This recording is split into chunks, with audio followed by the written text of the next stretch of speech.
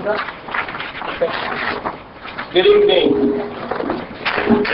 We'd like to welcome you to the South Bend Common Council meeting, June 23rd, 2014.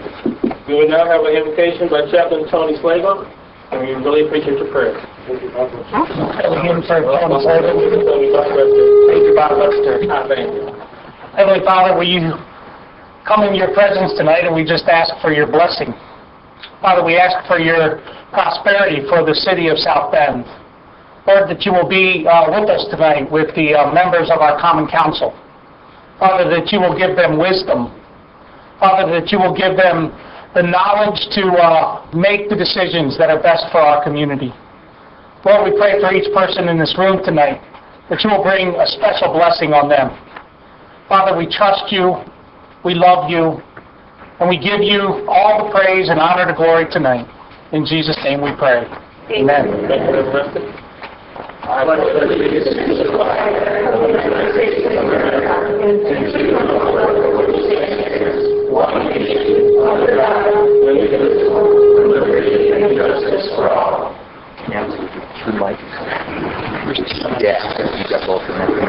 Before we take the roll call tonight, we'd just like to announce from our, just notified from our clerk's office that we are still on WNIT. It's still being streamed live there, but we are not being streamed live in terms of video on our city website, but they are still having audio. Is that correct? That is correct. So we have audio on our city website. On WNIT, we have audio and visual. So just for the record. Now, City Clerk John Woody, would you please call the roll? Mr. Scott. Present. Mr. Henry Davis. Ready to start, Mr. Gordy. Mr. Shea. Here. Dr. Pruitt. Here. Dr. Martin. Present. Vice President Peters. Present, Mr. Gordy. Mr. Furlick. Here. Councilmember White. Present. President Davis. Present. 9 present. Thank you. We have two reports to the subcommittee on minutes. Could you read the first one? The Common Council of the City of South Bend. The subcommittee has inspected the minutes of the June 9th, 2014 meeting of the council and found them to be correct. Therefore, we recommend the same be approved, signed Oliver Davis, David Barner. I move that we accept the report from the subcommittee on the June 9th, 2014 minutes. Second. All in favor, say aye. Aye. All opposed? It is carried. Now, can you please?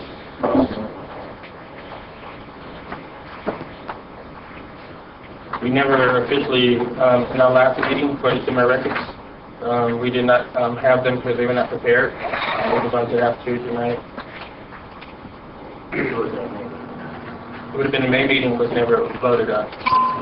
So I would then advise the clerk in our July 14th meeting if we could go back and handle the notes from that May 26th, because it was the Wednesday right after the Memorial Day.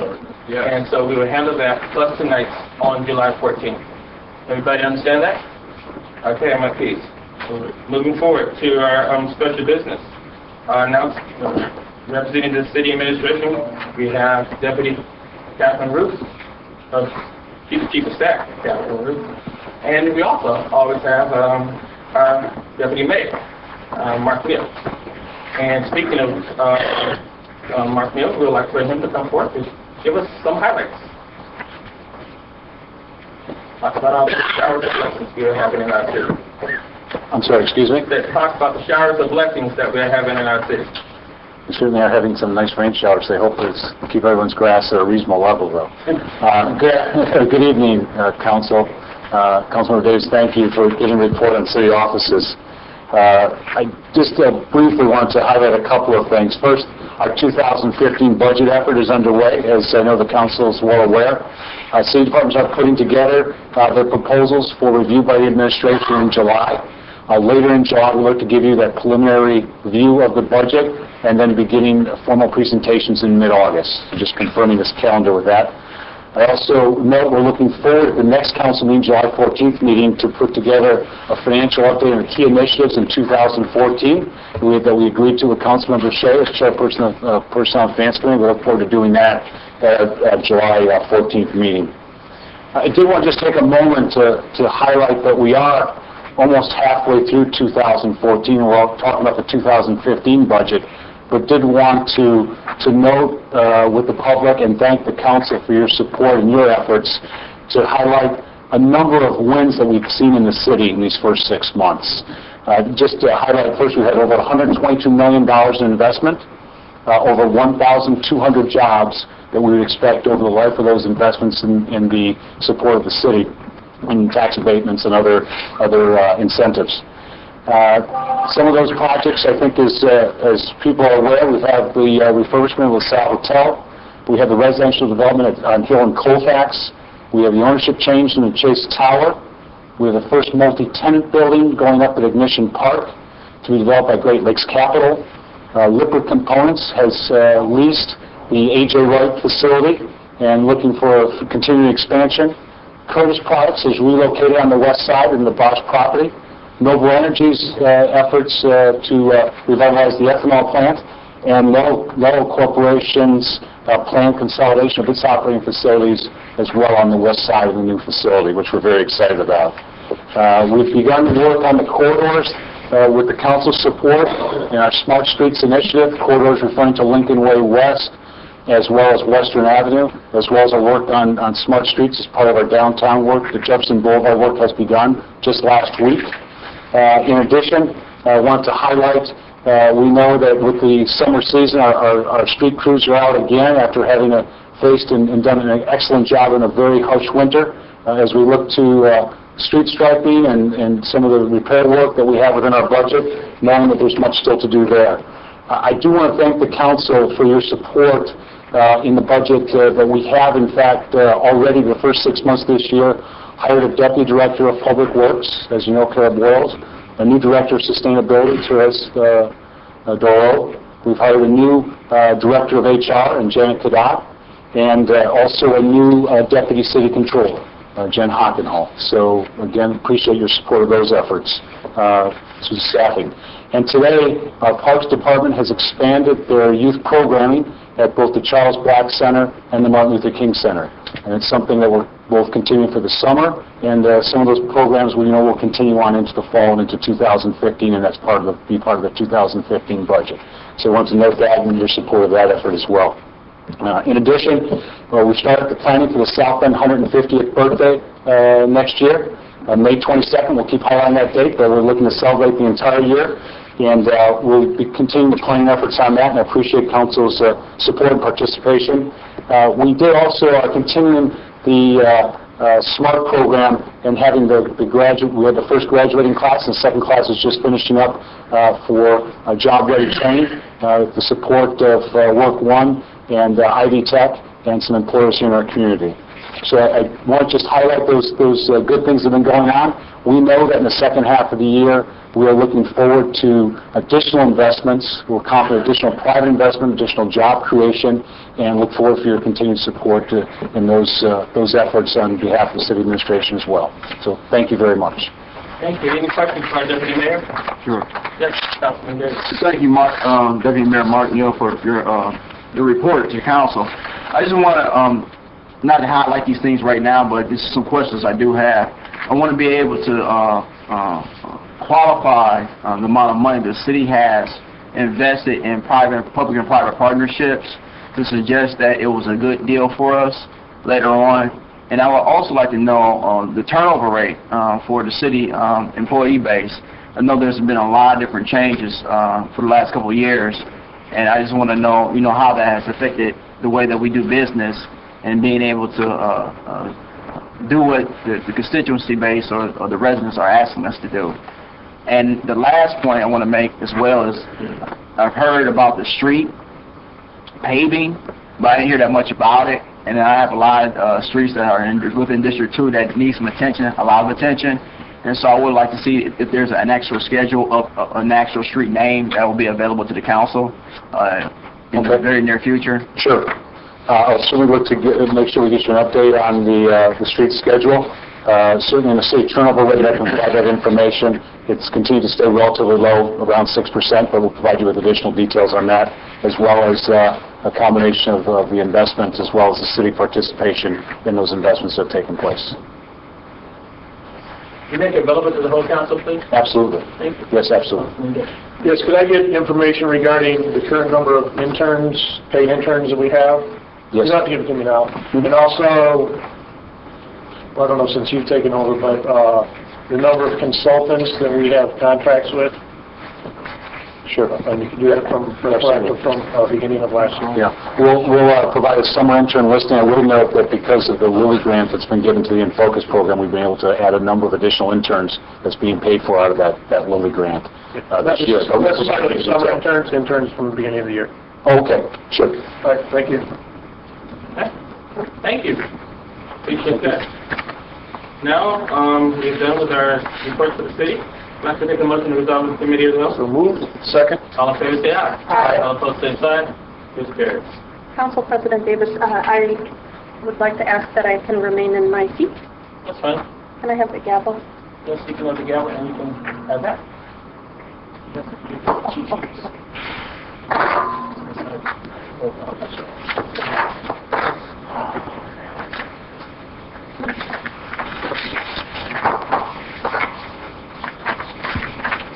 Get organized.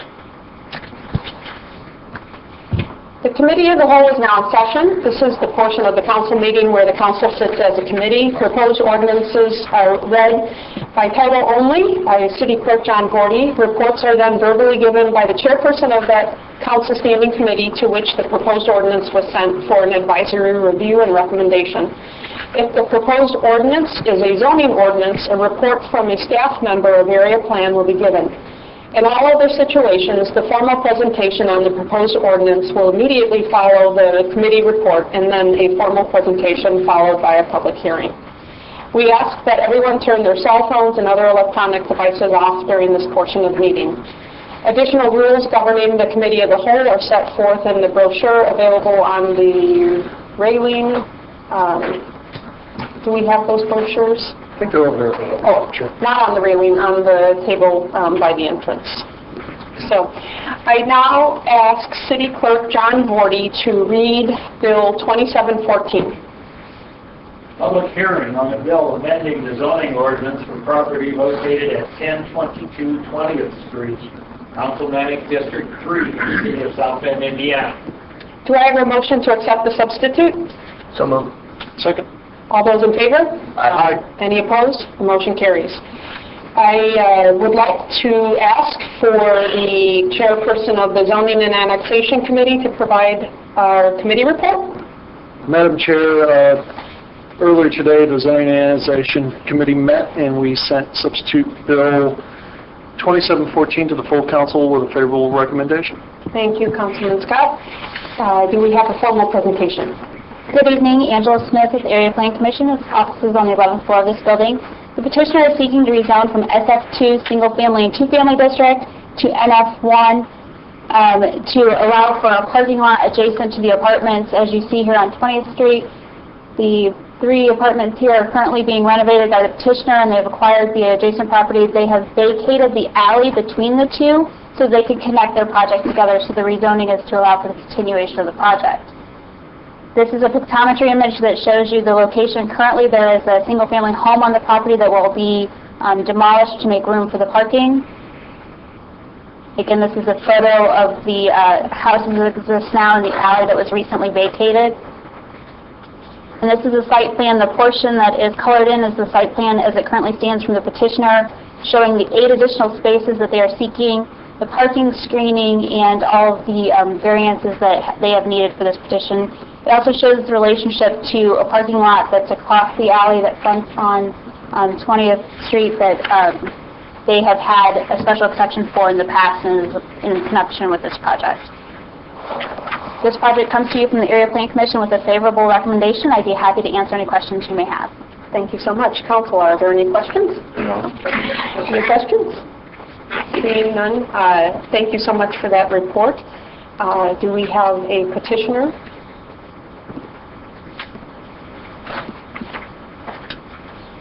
Good evening, Douglas Merritt, Professional Permits, representing Kyle Bach and Mecca Companies. Just want to say thank you very much for the opportunity to come forward to the council. It's been a wonderful experience, as always, working with the City of South Bend and all the municipal staff members and associates. I'd just like to say that the overall development plan will enhance the quality of life around the IUSB campus. The request before you this evening will make way for additional parking, but also make way for additional improvements to surface parking lot that's located on 21st Street, and a reduction of a curb cut on 21st Street to make way for additional green space and additional landscaping. And I am certainly here to field any questions that you may have, and I certainly appreciate everyone's efforts involved in this. Thank you. Thank you. Again, council, any questions for Mr. Merritt? Seeing none. Mr. Merritt, I'll just repeat, I once again want to thank you for being so accommodating to the neighbors of this neighborhood, and the process has been, it's been a pleasure working with you. Well, thank you. Thank you. We will now open the floor up to those wishing to speak in favor of Substitute Bill 2714. Anyone wishing to speak in favor, please come to the podium. State your name and address. Seeing no one, anyone here wishing to speak in opposition to Substitute Bill 2714? If so, please come to the podium, state your name and address. Seeing no one, the public portion is now closed. The council portion shall commence. Do we have a motion? Move that Bill 2714 go to full council with favorable recommendation. Substitute. I'm sorry, I move that Substitute Bill 2714 go to full council with favorable recommendation. Second. I have a motion and a second. All those in favor indicate by saying aye. Aye. Any opposed? The motion carries. Substitute Bill 2714 will go to the full council with a favorable recommendation. Thank you. City Clerk John Vody, would you please now read Bill 2814? Public hearing on a bill amending the zoning ordinance and requesting a special exception for property located at 605 North Victory Road, South Bend, Indiana, Councilmanic District 4, the City of South Bend, Indiana. Thank you. Do we have a motion to accept the substitute? So moved. I have a motion and a second. All those in favor indicate by saying aye. Aye. Motion carries. So now we would like to hear the committee report for Substitute Bill 2814. Madam Chair, the Zoning and Annexation Committee met earlier today, and we send Sub 2814 to the full council with a favorable recommendation. Thank you, Councilman Scott. Now can we get a formal presentation on this bill? Again, Angela Smith from the Area Plan Commission. The petitioner is seeking to rezone from CB to GB General Business and is seeking a special exception to allow for mini warehousing with outdoor storage. The property is located at the old Target Stephen Mary's property that's along Hickory Road just north of McKinley. This is the building as it currently stands. Petitioner is planning on using the existing building for indoor storage, and then as you will see on the site plan, they have proposed some outdoor storage which they will screen as the petitioner can further explain a little bit later. They have agreed to written commitments to allow that the northern portion of the property, the northern 90 feet, remain as a buffer between them and the subdivision to the north. Historically, that was left as a lower intensity use to make sure that the commercial doesn't encroach into the neighborhood. They have agreed to continue that and not build anything within that portion. The site's surrounded by commercial and is appropriate for this area. This comes to you from the Area Plan Commission with a favorable recommendation. I'd be happy to answer any questions. Thank you so much. Council, are there any questions? Council, any questions? Seeing none, thank you. We would now like to hear from the petitioner.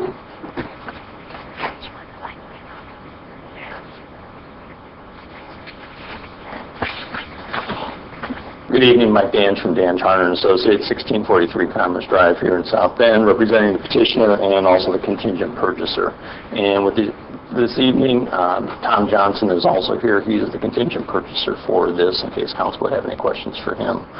As Angela had mentioned, what we're requesting is a rezoning from the CB district to the GB district, the old Stephen Barry's and the Martin Supermarket store.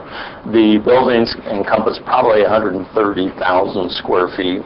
What the contingent purchaser would like to be able to do is to take this building, renovate it, and make it into a mini warehouse, and it'll be climate controlled. What we've also shown on the site plan is an outdoor storage area. So when Angela mentioned not only the rezoning portion, but the special exception portion, the special exception is for that outside storage area.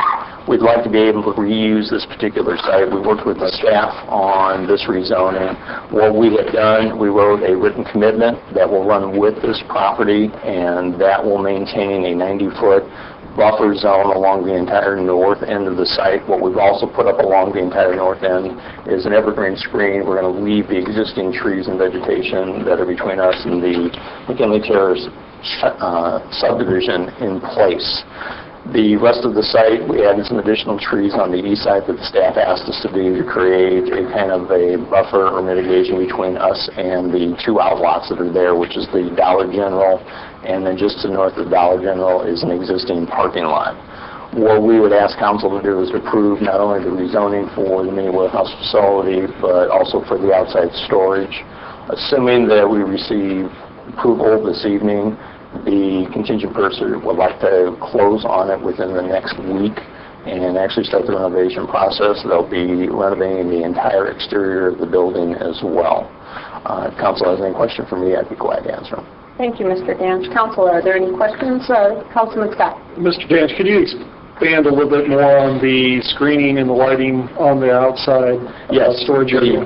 On the outdoor storage area, where we made a presentation with the Area Plan Commission, is that will be screened. That was to allow, if there was a concern from an adjacent neighbor or from anybody driving along Hickory Road, that would be screened. I had also talked with John Becker. He's the owner of Town and Country Shopping Center. We explained this project to him. He's in favor of this. He allows me to represent that. He's also in favor of what we're doing this evening. The second item is the lighting. That has to meet all the city codes for security lighting, so it'll be fixtures that are cut off, shielded, that won't have any light spillage onto the adjacent properties. We will also have security on this particular piece of property as well. The truck trailers that have been out there, those will be removed. Once the property changes hands, the security will take care of that so that there are no truck drivers that park or stay overnight at this particular facility. Thank you. Thank you. Are there any further questions for Mr. Danch? Seeing none, thank you, Mr. Danch. We will now invite anyone from the public to the podium. Anyone here wishing to speak in favor of Substitute Bill 2814, please come to the podium. Share your thoughts. Seeing no one, I will... Oh. He's against it. Oh, okay. Well, now's your chance, sir. Anyone here wishing to speak in opposition, please come to the podium. Sorry about that. That's okay. State your name. A little too quick. That's all right. State your name and address and share your thoughts. Here it is. Good evening. My name is Frank Perry. I reside at 234 South Coke Road in South Bend, lifetime resident of the community, and I've been before this council quite a bit. In fact, I'm the adjacent property owner to the west, 16 acres, and also to the east, a small parcel on Hickory next to the Dollar General. And I purchased the property about 3 years ago. Many of the current council was here, and some of you are new faces, but I went through a PUD rezoning, which was kind of difficult. And in fact, I met pretty much with everyone individually to explain the difficulty of developing the site at that time, why I needed a PUD. It's not a neighborhood which I would call it flourishing, but it is. It's static. It's low to moderate income, but it's stable and it's clean. And in general principle, I am not against this project. I want to make that clear. The only problems I have with it are that I believe it should be screened on the west edge of the property as if the property adjacent were residential, which it is. Across from me are residential properties. And the most likely use of my property will be residential. So I believe it should be screened accordingly. I also believe that outside storages should not be accepted on this site. I can't tell you that I did send a letter. Hopefully everybody saw that and read it. I can't tell you that you cannot screen for what essentially is a junkyard. There are tighter restrictions on our ordinances regarding outside storage in facilities and other zoning categories than there are in this one, apparently. I don't know. But there's no way you can do that against, say, a 2- or 3-story structure, which I'm allowed to do in the PUD. So I really urge you to consider one simple change in this. Is one would be keep the buffering in place on the west edge, and the other would be don't allow the outside storage. I don't know that it's a deal breaker for the buyer. I've talked to the buyer a couple of times, and they seem to feel confident that they're going to get this to pass. I just want to go on record as saying that it's not the right thing to do. And it wouldn't matter if I owned it or someone else owned it. I've been in the real estate business a long time, and outside storage is not something that you really do very often, and especially in an area like this. It's not like this area has gone downhill to the point where no one cares about their properties. It's a clean area. And I urge you to do that. I have to tell you that I came very close to developing this as a single family, and if it weren't for the city's inability to offer assistance in infrastructure for roads and sewers and streets and lighting, such as was done on other projects when they're in the TIF area, this development, or this site would have been developed a long time ago. It is frustrating for me and costly, and I ask you tonight to do the right thing as far as I'm concerned and not allow the outside storage and buffer the west edge.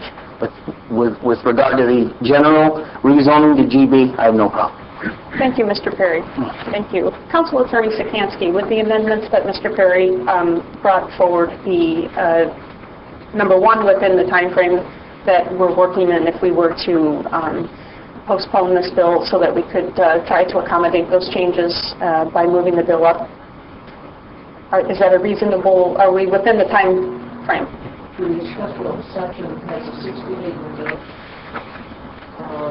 The report from the Area Planning Commission came on May 21st.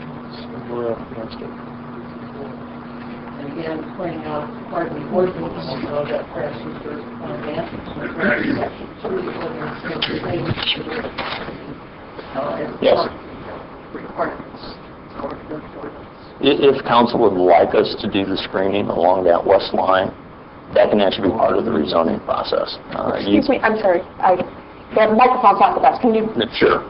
The request from Mr. Perry is that if this council agrees that they would like us to do the additional landscaping along that west line, right now what's on that west line is a parking lot between us and Mr. Perry. So if he would like us to do landscaping along that west line at that portion, we'd be glad to do that. Council could approve this zoning tonight with that particular condition on it, and when we submit a final site plan for approval, that would just be part of the final site plan. I think that would probably be a reasonable request pending council's approval. That's what I'm saying. And again, rather than amend the ordinance, we can accept the conditions that Dan has stated as part of the records, so that we have a plan and can get delayed. So it would be accepted contingent on those changes? And we would just show that on the final site plan. Depending on council's approval, I think that would be a reasonable request. Councilman Dieter? Well, I need the difference, I think, between screening and landscaping. Actually, they're both. They're the same. Now, the amount for what you do for screening and what I've said here before, we would do screening, we would do landscaping along that west line and also fencing. That would give you a double screen along that west line. And Mr. Perry had a concern about the outside storage.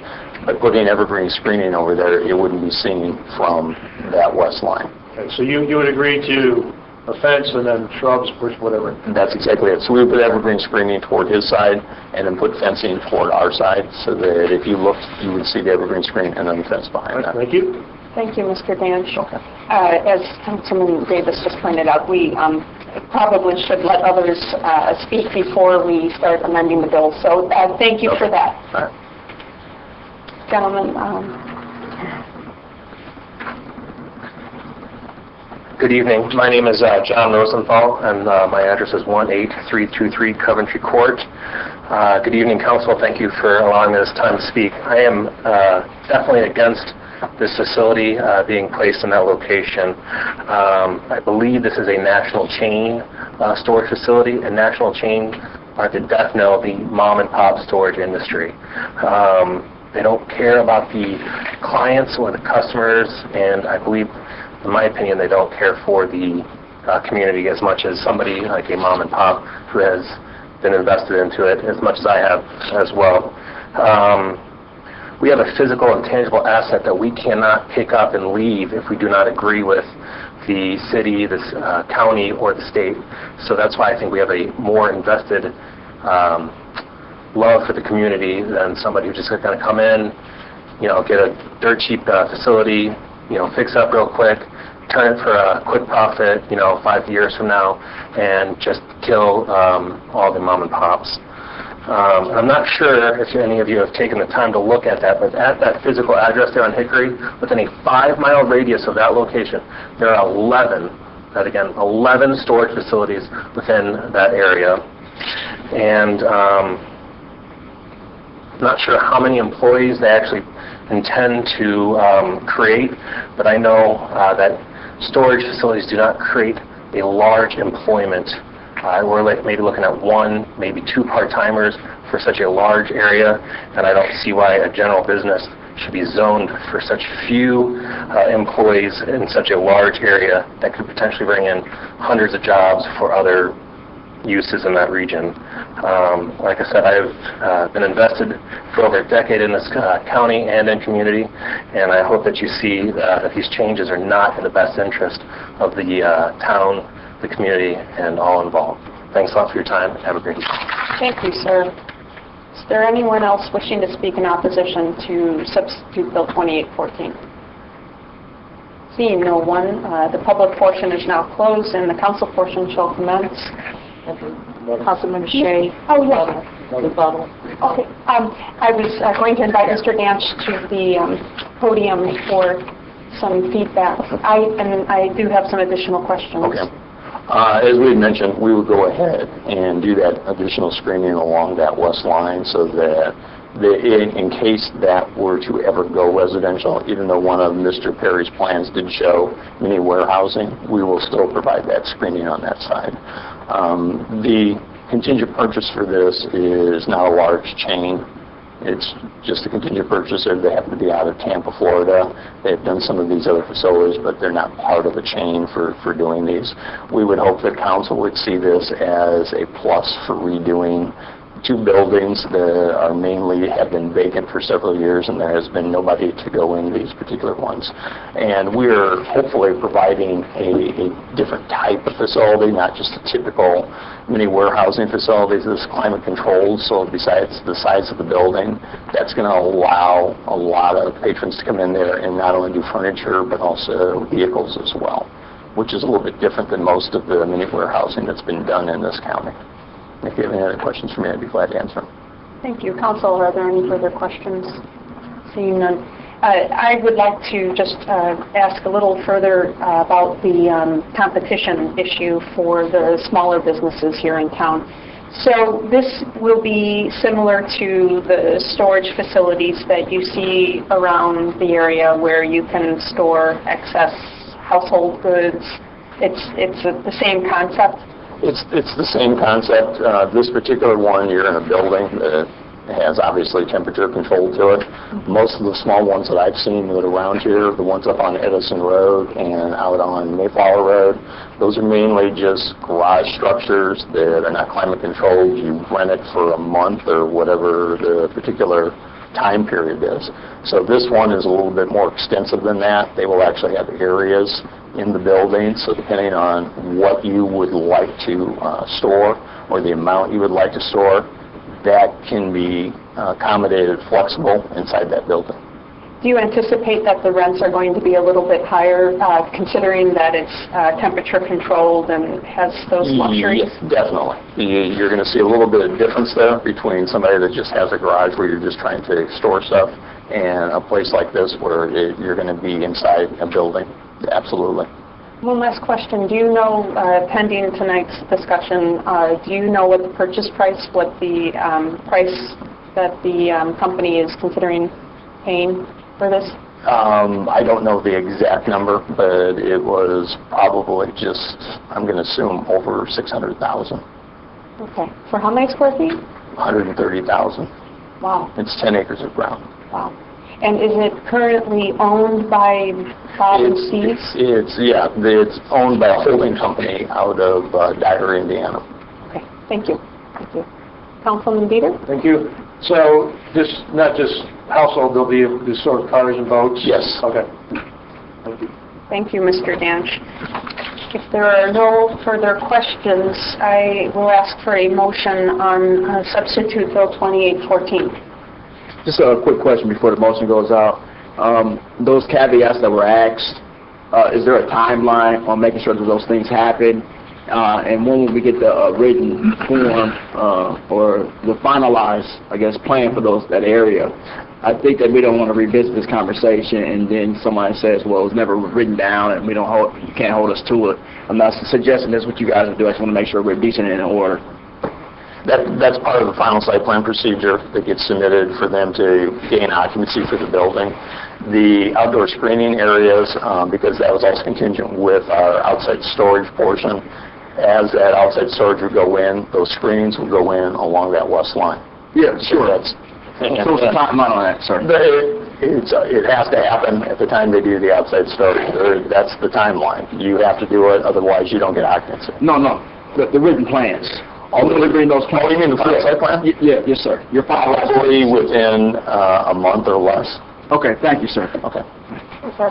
Make a motion to send this to the full council favorably with conditions as expressed by the petitioner.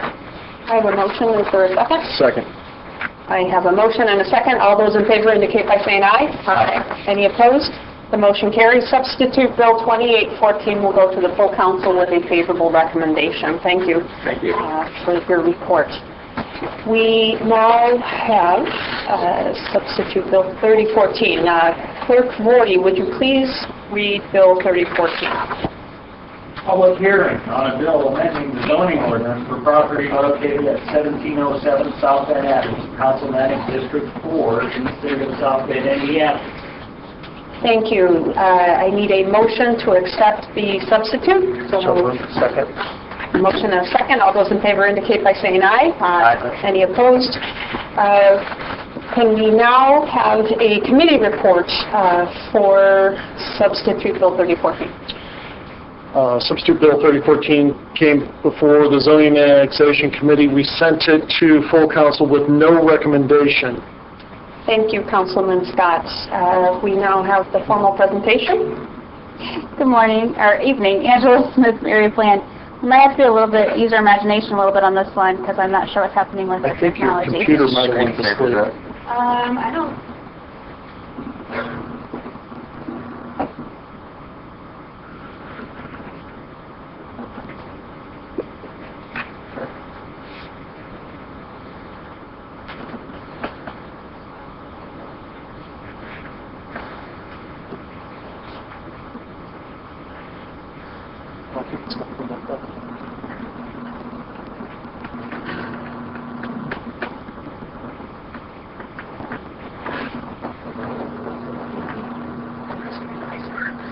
We'll go with the old-fashioned presentation, and then if we need visual aids, I will attempt to reboot the system here, I think. The petitioner is seeking to rezone from LB Local Business to GB General Business. The property is a triangular-shaped piece of property along State Road 23, just north of Edison, where it intersects there at the Angela intersection. It was a Cosmos hair salon at one point. The most recent business was Crate 33, which was a retail clothing store. They experienced a fire last fall, and the majority of the building was destroyed, which meant it lost its legal non-conforming status.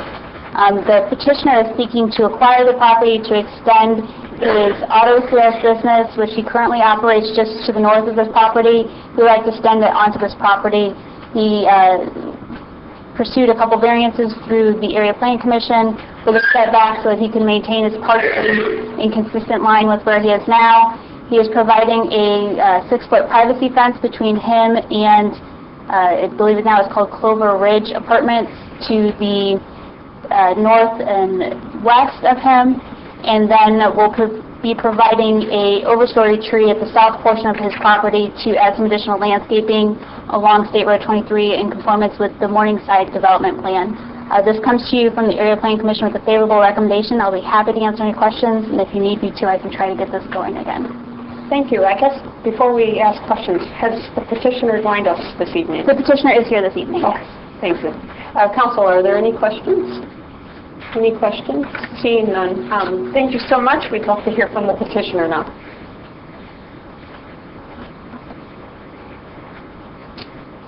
Hello, my name is David Witt. I am the owner of Davio's Autos on 1711 South Bend Avenue.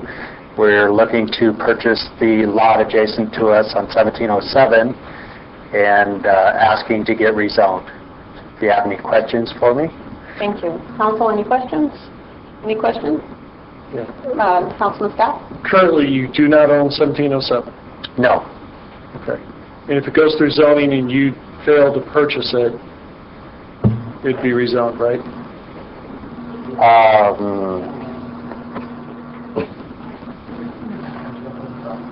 Right. Yeah, we're in the process of purchasing it, but I can't purchase this triangular small piece of lot without being pre-approved with the zoning. It wouldn't do me any good to purchase this little teeny piece of lot without being pre-approved with the zoning. And my question, still, Chairwoman, is how can you rezone someone else's property? That's a very good question.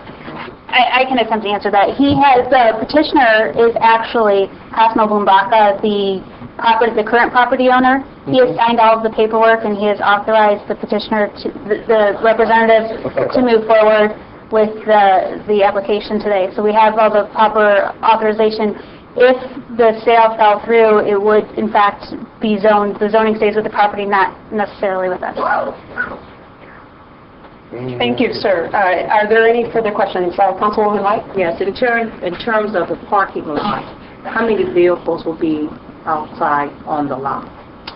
We're thinking... This is a small... Yeah, it's a very small piece. We're looking probably around 12 to 15 extra cars. And those vehicles will only be vehicles that are for sale, and there will be no maintenance at all? Right, they're for sale vehicles. It would just be an extension of our lot. Okay. Thank you, sir. Any further questions from council? No. Thank you, sir. We'll now open it to the public. Thank you. So at this point in time, I invite anyone from the public wishing to speak in favor of Substitute Bill 3014 to the podium. Please come forward, state your name and address, and share your thoughts. Yeah, I'm Lou Valderos, 210 East Laurel Drive. I think the council should do this. This gentleman here is very successful in what he's been doing, and I think he will make that property look good, and it'll provide possibly some more employees, and he'll fix it up. It looks terrible right now. So I'm hoping that the council will approve that for Mr. Witt. Thank you, sir. Thank you, sir. Is there anyone else here from the public wishing to speak in favor of Substitute Bill 3014? Seeing no one, I now invite anyone from the public wishing to speak in opposition to Substitute Bill 3014 to come to the podium. Seeing no one, the public portion is now closed. The bill comes back to the council. Council, what is your pleasure? I have a question before we move forward. Yes. What department is in charge of the enforcement of these said properties? In what respect? Who enforces to make sure that that property will be up to code while operating as a business? In terms of the property maintenance, Yes. that would be the code enforcement office. In terms of zoning use, that would be the building department. Okay, great. How often does code enforcement go to these particular lots? I think Karen was sitting on the point that I wanted to make sure that we are all clear. We have a number of secondhand car lots throughout the entire city, more importantly on Lincoln Way West and Western Avenue. Obviously, that has nothing to do with this particular item, but it's the same situation. And so, as I'm sure he's going to do a good job, I hope that he does a great job. I hope he keeps it, up to par. But my point is, I'm trying to make is, whoever makes these decisions, after this decision is made, who then enforces the code so that it stays at the level it's supposed to look like a reputable business? That's my question. And if that happens, and if it's going to happen, make sure it happens not only over there, but across the river as well. because this has been the same conversation over and over again. I think the investment is great. The gentleman came in like he's supposed to have. That's not what's in question. The question is making sure that that level of enforcement is around the entire city and just not in one area. Right, and we took into consideration some previous discussions we had involving auto sales. That I know that there's been discussions about auto sales in other areas, and one of the conditions that was placed upon the property owner when they came through for their approval and variances to the Area Planning Commission was that each vehicle had to be accessible from a drive aisle so that there weren't the stacking of cars that comes to be a problem in some other areas. So we incorporated some language in there to keep that. Again, it falls to the Code Enforcement Office and the Zoning Office to make sure, the Building Department make sure the zoning is maintained. I can't speak for those departments. I don't know how often they go through, but I'm sure that they will, that message will get to them to share to enforce equally. So that means that we need to probably come back and change some of the language within our own ordinances to make sure that that can be enforced if this was already addressed in this particular issue. We've been working on developing language to make modifications to the current zoning ordinance. That has not been reviewed or adopted by any of the agencies yet, but we are working on drafting that. We have reached out to the Code Enforcement Office to get their feedback and review since they ultimately run into the majority of the enforcement issues with that. We have not gone from there at that point. So we are working on a text amendment to the ordinance to help address some of these issues. Yeah, and that came from a series of meetings that I've had, and I was pushing for. But what I want to address right now, before we get too far out with this particular issue, is that we're going to treat each individual situation the same as we would treat the next one. I don't want to create a rule for this gentleman, and then it can't be applied to all the other car lots throughout the entire city. And that's what seemingly is sort of looking like it's happening, because the language was created for this particular issue so that he doesn't have any stacking, so that people can drive through. But I can take to a couple of lots on Washington Avenue, and you have a very difficult time walking through. Right, and some of those issues come into, as you know, the grandfathering and stuff like that. As they come through, like as they would need a variance, we have used similar language with some recent auto sales that have come through. I think there was one in South Michigan. We used similar language in the approval of that variance as well. So in the meantime, while we're working on the zoning ordinance change, we're trying to incorporate some of those ideas into our conditions of approval to kind of move in that direction. So they may not be retroactive to other businesses, but we are trying to move in that direction and trying to get the ordinance to do that. In terms of enforcement, again, that's not my department, so I'm not sure. Thank you. Thank you. Councilwoman White? Yeah. I would like to suggest that as you're looking at zoning and looking at revising some of the zonings ordinance that we have, I would recommend that a representative from the council be part of that. In the past, we did have a committee, and council members were part of that. I think that will facilitate better communication, and then the council person could work very closely with the council. So if there's any concerns, you have that feedback before you would bring to the council your recommendations as well. Okay, and I'll pass that message on to Mr. Magliozzi, and I know that he likes to seek the council's approval before we pursue any text amendments to the ordinance. So like he'll often come to committee, and Mr. Oliver Davis is on the Area Planning Commission as well. So we will continue to try to reach out and make sure that someone from council is involved in that process. And I think it's important that you will have that input before you come to the council for approval. Oh, yeah, and that's why he tries to come to committee to ask informally before we even start the process. So you haven't started the process? That was between meetings that have happened a long time ago that Mr. Henry Davis was involved in, and those were, I believe, initiated by Mr. Davis. Yeah, they were. And involved several departments, including code enforcement, building, planning. So that was started a long time ago. We don't have any other current text amendments that we're working on. Thank you. Councilwoman White, have your questions to me? Yes. Okay, thank you. Any further questions? So, Council, may I have a recommendation for substitute Bill 3014? Second, 3014, forward favorably, please. A motion is for a second. Okay, all those in favor indicate by saying aye. Aye. Any opposed? Substitute Bill 3014 goes to the full council with a favorable recommendation. May I now have a motion to return to the council? So moved. All those in favor? Aye. Any opposed? Everyone's scared. Ain't you got it?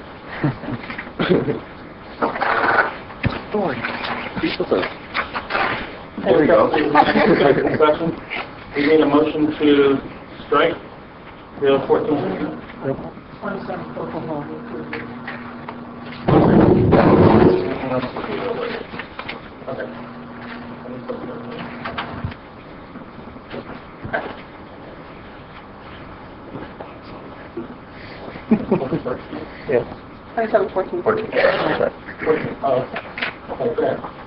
Motion, you need a third reading on, you need a third reading on Bill 2714. Go ahead. Third reading on a bill amending the zoning ordinance for property located at 1022 20th Street, Councilmanic District 3 in the city of South Bend, Indiana. Motion to amend as a bill second committee of the whole. So moved. Second.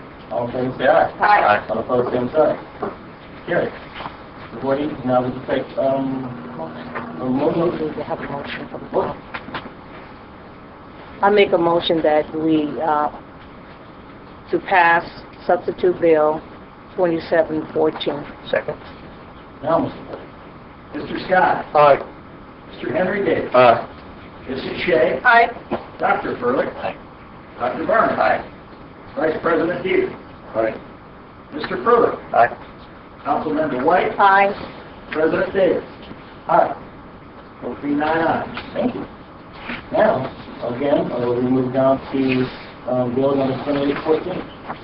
Third reading on a bill amending the zoning ordinance and requesting a special exception for property located at 605 North Victory Road, South Bend, Indiana, Councilmanic District 4 in the city of South Bend, Indiana. Motion to amend as a bill second committee of the whole. So moved. Second. All in favor, say aye. Aye. Opposed, same sign. It's carried. Now we need another. Move for the passage of substitute bill 2814. Substitute. Okay, subject to the condition of the petition. So moved. Second. Mr. Wood. Mr. Henry Davis. Aye. Mrs. Shea. Aye. Dr. Furlick. Aye. Dr. Barner. Aye. Vice President Dieter. Aye. Mr. Furlick. Aye. Councilmember White. Aye. Mr. Scott. Aye. And President Davis. Aye. 9 ayes. Thank you. Now, bill number 2814. Third reading on a bill amending the zoning ordinance for property located at 1707 South Bend Avenue, Councilmanic District 4 in the city of South Bend, Indiana. Motion to amend as a bill second committee of the whole. A motion to amend as it was, as it was in the committee of the whole. Second. All in favor? Aye. All opposed? Carried. Now, We move for the passage of 3014, the amended version of 3014. Second. Mr. Wood. Mrs. Shea. Aye. Dr. Furlick. Aye. Mr. Barner. Aye. Vice President Dieter. Aye. Mr. Furlick. Aye. Councilmember White. Aye. Mr. Scott. Aye. Mr. Henry Davis. Aye. And President Bellows. Aye. 9 ayes. Thank you. Okay, now we move down to bill 1459. Motion to. The petitioner has requested to withdraw this for the proper motion. I move to strike Bill 1459. Second. All in favor, say aye. Aye. All opposed, at the same time. It's carried. Now to bill number 1461.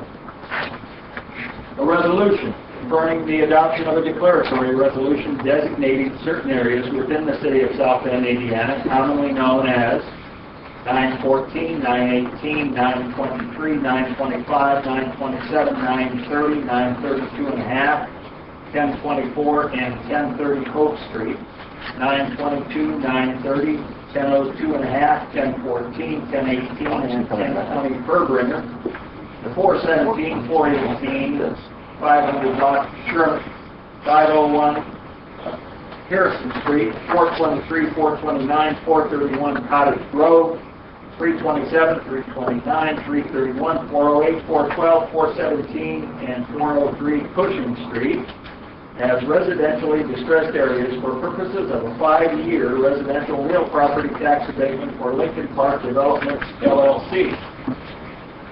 Okay. We have a report. Confirm. Confirmed. So we have a presenter. Okay. Please state your name and give us a brief synopsis. Ann Mack, 724 West Washington, South Bend.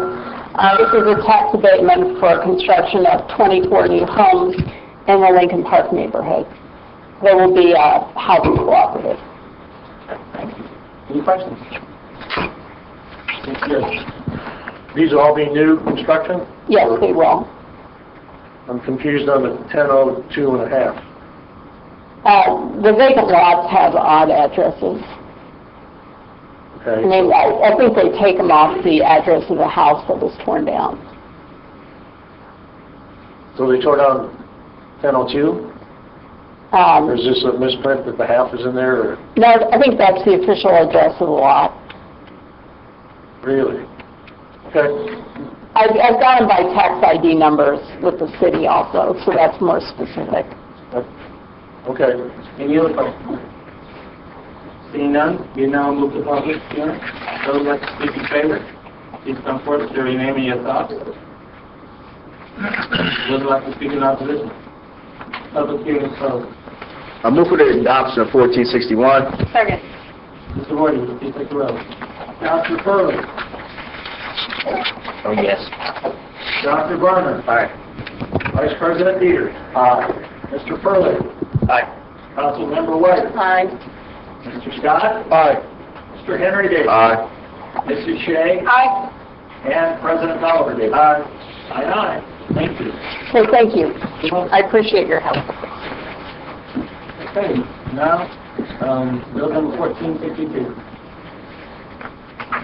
A resolution of the Common Council of the City of South Bend designating certain areas within the City of South Bend, Indiana, commonly known as 1904 North Kenmore Street, an economic revitalization area for purposes of a 2-year real property tax abatement for J.J. White Incorporated. Thank you. Do you have a committee report? Community Investment sends this forward favorably. Thanks, Will. All right, now, we will not have a presenter. Pros and cons were discussed.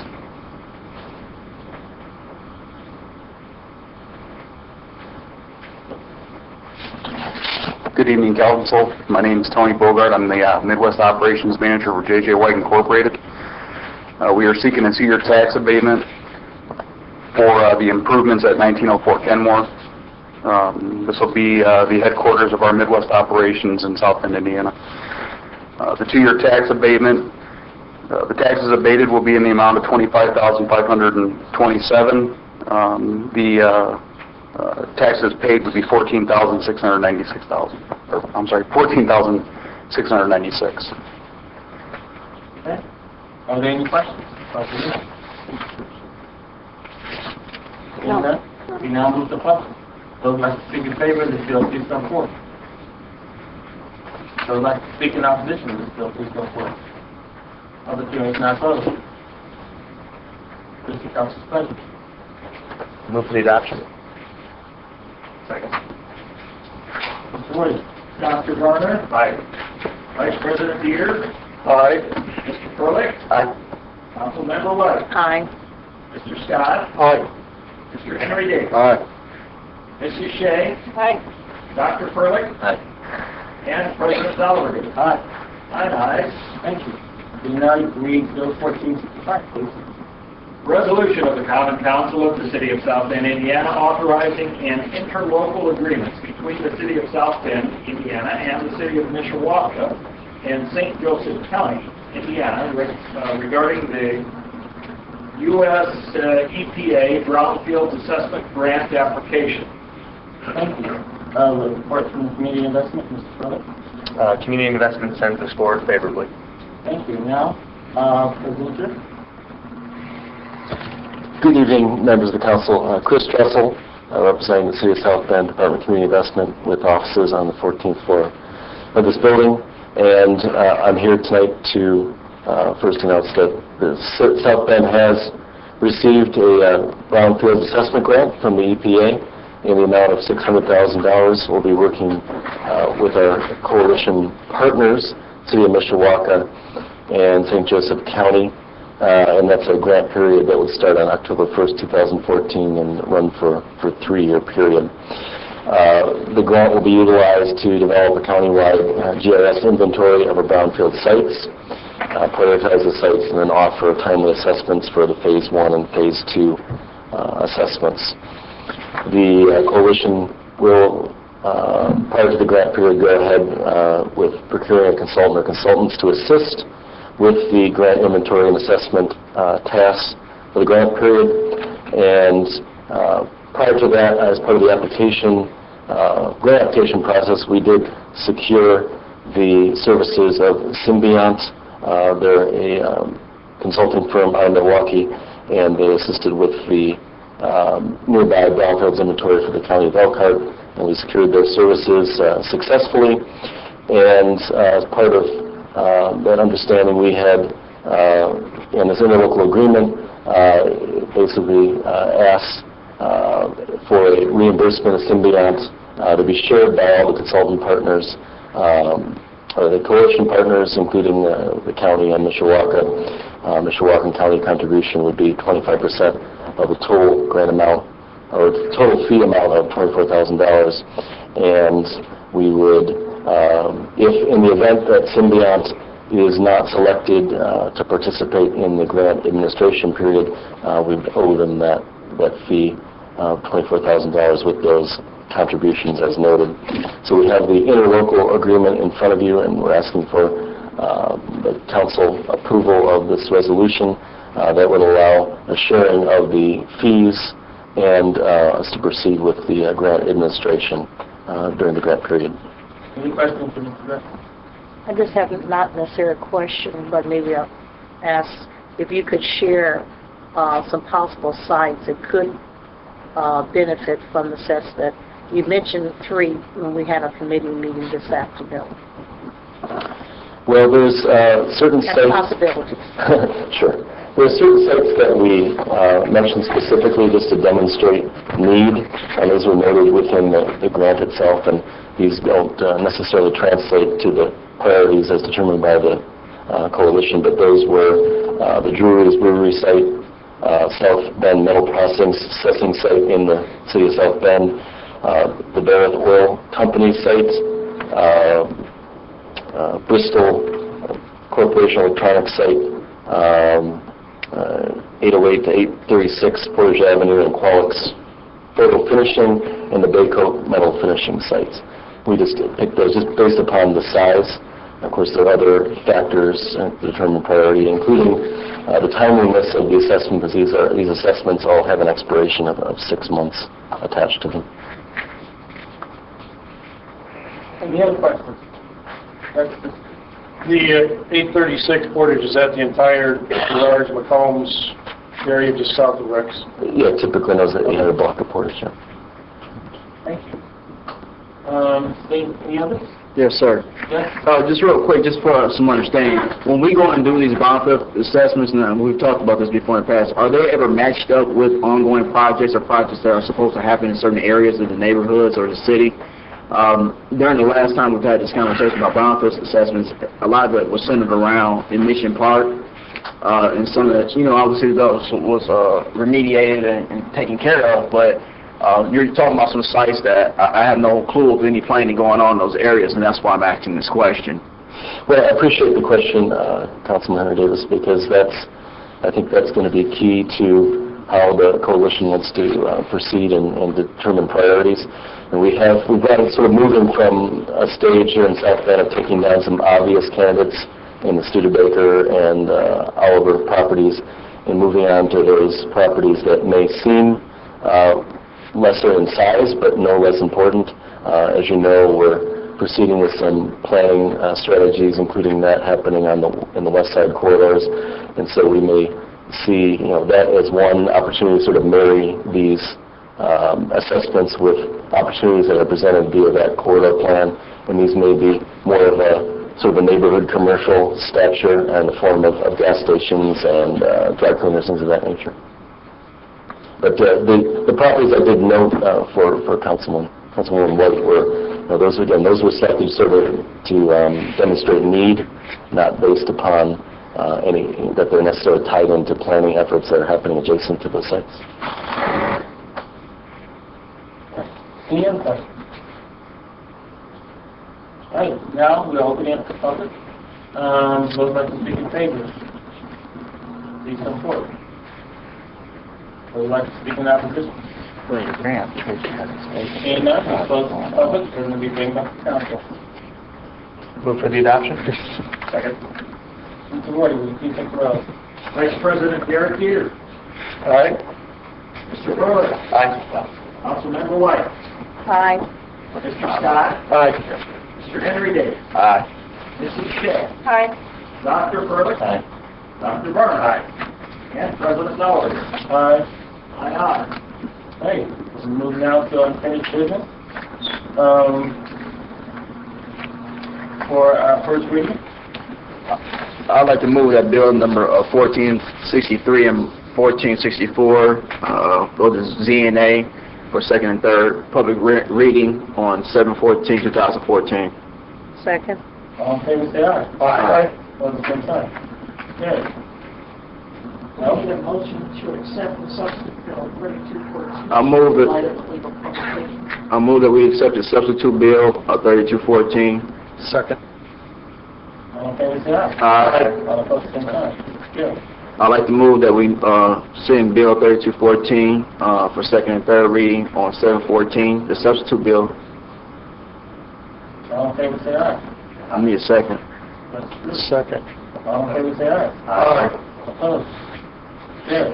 I'd like to move Bill 3314 go to second and third public hearing, second and third reading and public hearing. Sorry, Councilmember Davis, because it's an annexation, the proper motion would be to extend the zoning annexation, set the public hearing on July 28th, and third reading on August 11th. Yeah, I didn't get a chance to say that. So moved. May I get a second? Second. All in favor, say aye. Aye. All opposed? It is carried. Okay, and C, in the matter regarding complaints filed against Second District Councilmember Henry Davis Jr. with respect to the South Bend Common Council Rules Committee, we will now proceed. Councilmember Davis, just a point of order. In light of the fact that there was not an appointed meeting that was scheduled and not held, the last time that the City Council had a Senate hearing was on July 21st, 1986. Last Friday, a copy of all of those procedures were delivered to each member of the Common Council as well as the City Clerk's Office. It was anticipated that at the informal meeting that the Council would set forth what the procedures would be for this meeting, and then declare these to the record so that the public would have notice of what the procedures would be. In light of the fact that that meeting is not held, I think it's appropriate for the Council to set the rules voting so that everyone understands.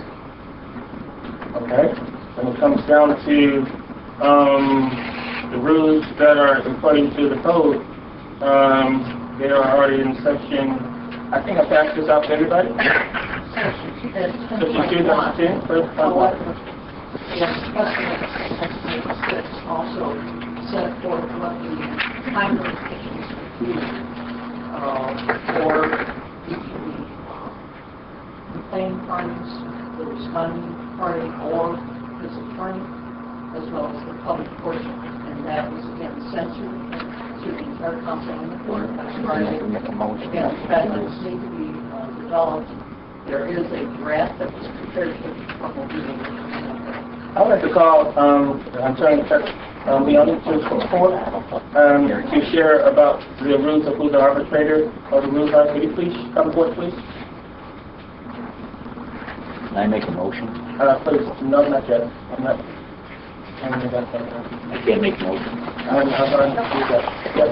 And what are the specific questions? I'd like to talk about the arbitration in terms of who sets the rules and those kind of things, and how that's determined. Well, typically, the council president, I'm sorry.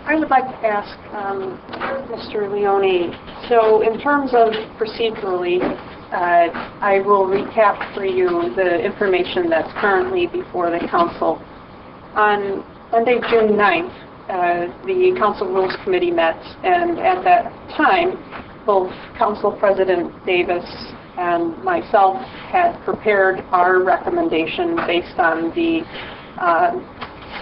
there had been an executive session at which Council Attorney Sikansky had provided us a format in which we were to follow for our recommendations.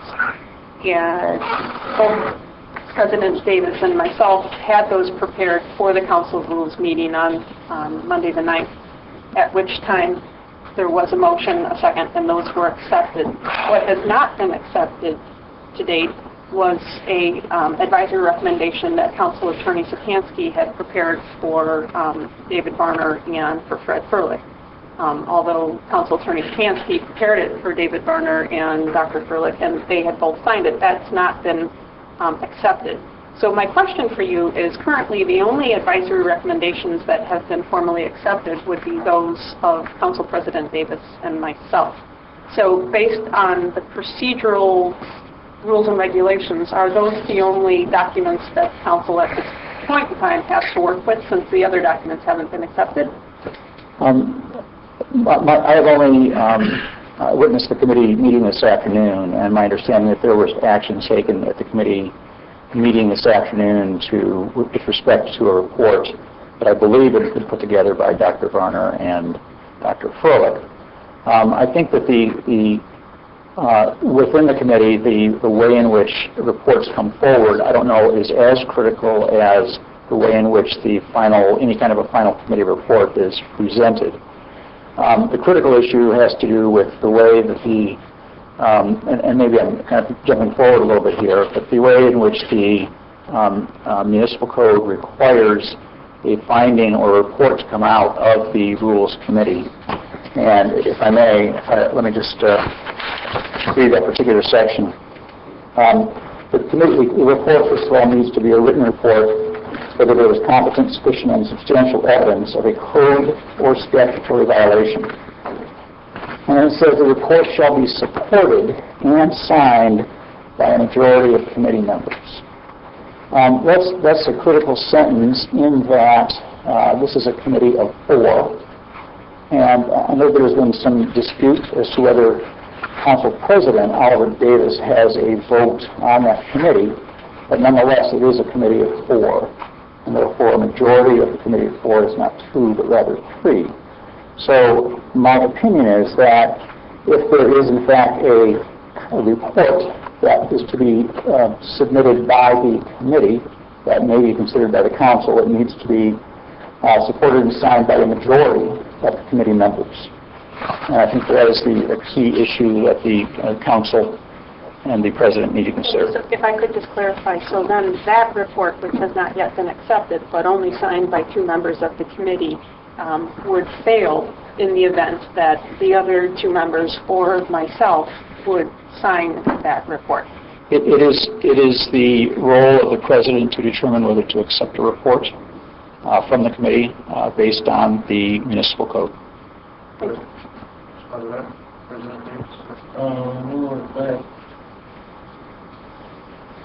Could you jump up to section right above that? Because you're quoting section I, correct? That's correct. It says written report? That's correct. And what are the next 3 words? You're talking about the non-violation? I just said, go to section I, it says written report, right? You with me? Yes. Read the next 3 words. After the hearing, the committee shall make a written The hearing report. was waived, we've had no hearing. All right. So therefore, anything after that is not substantial. No, I don't think that's correct. I think I'm just making that point. Go ahead. Zach, did you finish on why you say that's not substantial? I'm sorry. Why you say that's not substantial? The issue has to do with that particular issue, you mean? Yes. It says after the hearing, the code assumes that there will in fact be a public hearing at the Rules Committee level. If in fact the hearing is waived by the person who is charged, then I think it just simply moves forward with certain facts either stipulated or agreed.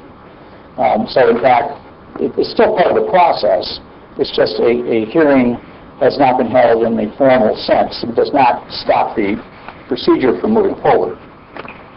So you said that waiving has, you said a waiving? If somebody... It's my understanding that a private hearing was waived in this matter, but at the committee level. But in fact, there was no presentation of evidence and argument made by Mr. Henry Davis and evidence produced at the committee level. I think Dr. Ryan had a question. No, just to correct the record, actually taking position. They don't acknowledge was that by a vote of 2-1 of the voting members of the committee, the report was passed along with accepted, I'm trying to exactly the right word, to the full council as a result of that vote. So Ms. Shaves comment that we haven't done that yet. There is a report before the council as a result of that action. And you noted that too, I think so. I noticed that. Okay, so, I think Dr. First had a question. Can I go ahead and make a motion? No. Sorry. Yes. Sure. So just, I mean, I understand what your point was regarding that. There is also a section that designates composition. I haven't looked over this probably nearly as much as you have, but it seems to me that we're not supposed to have a even-numbered board. It seems to me that, however, the remaining odd-numbered members shall be the president of the Common Council. So, right. That's sure. The fact was that the committee was apparently comprised or appointed as a 4-member committee. That may not have been the best practice to actually get there, but when it exists, it exists, and I think it just moves forward that way. It doesn't really restrict other than saying the committee, I believe, should be at least three or more members. It doesn't say that it has to be an odd-numbered committee. There is an argument that if, in fact, the code is silent with respect to what happens in that kind of a situation, that you can default to Robert's Rules of Order, which does allow a presiding officer to, in fact, vote, even to create a tie. So that's another separate issue that I don't know that I need to deal with right here. I think that it's more important that, in fact, the report be a majority report of the committee. I have a question, but for Attorney Masters. Okay.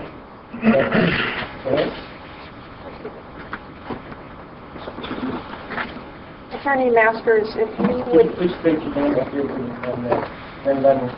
Be happy to. My name is Bob Masters, attorney with Nemeth, Feeney, Masters, and Campidi at 211 West Washington Street, Suite 1800 here in downtown South Bend. I represent Council Member Henry Davis. Thank you. Thank you, Mr. Masters. I would, on Friday, you presented to Council a motion to dismiss. Would you please, for the record, tell us a bit more about the premise for that motion? I'd be glad to. The report from the Rules Committee comes out of order. The Rules Committee rules require a majority finding by the Rules Committee that Mr. Davis violated either the municipal code or another statute. Now, 8 complaints were filed against Mr. Davis in January. An additional complaint was filed in February. Those complaints were referred to the Rules Committee for an inquiry. That inquiry led to the June 9th public hearing. The charges were put to a vote, and there was no majority finding that day that Councilmember Henry Davis violated the code or other statute. The vote was 2-2. Tie is not majority. In fact, a tie is as good as a no.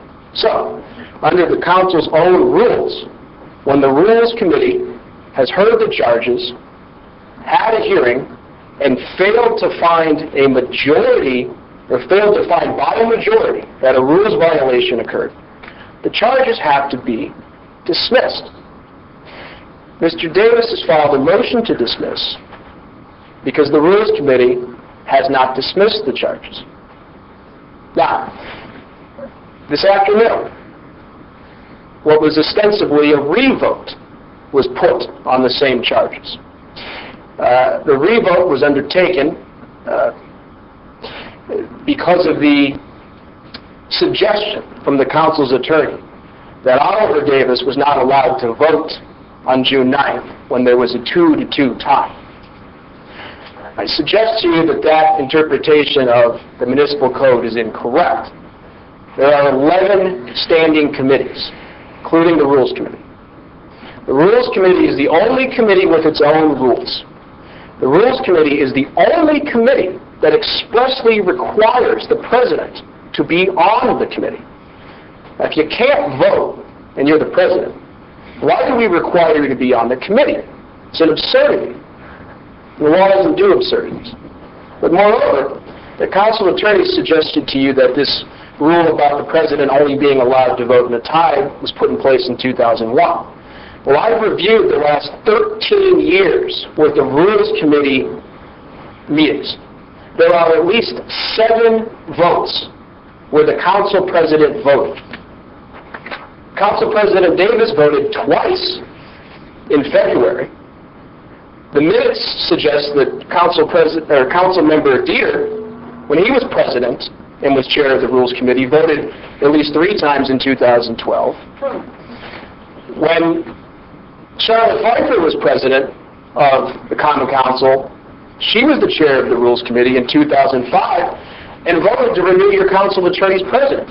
I have copies of all these committee meetings, and I'd be happy to pass them out to the city clerk. You can do that.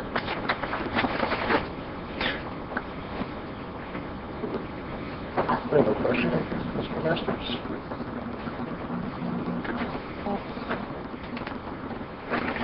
So, as to the first point of Councilmember Davis's motion,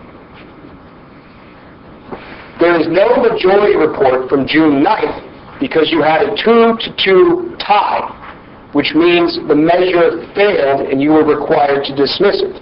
To say now that that vote was infirm because President Davis shouldn't have voted is contrary to what the municipal code requires about the president being on the committee, and is also contrary to the conduct of the Rules Committee for the past 13 years.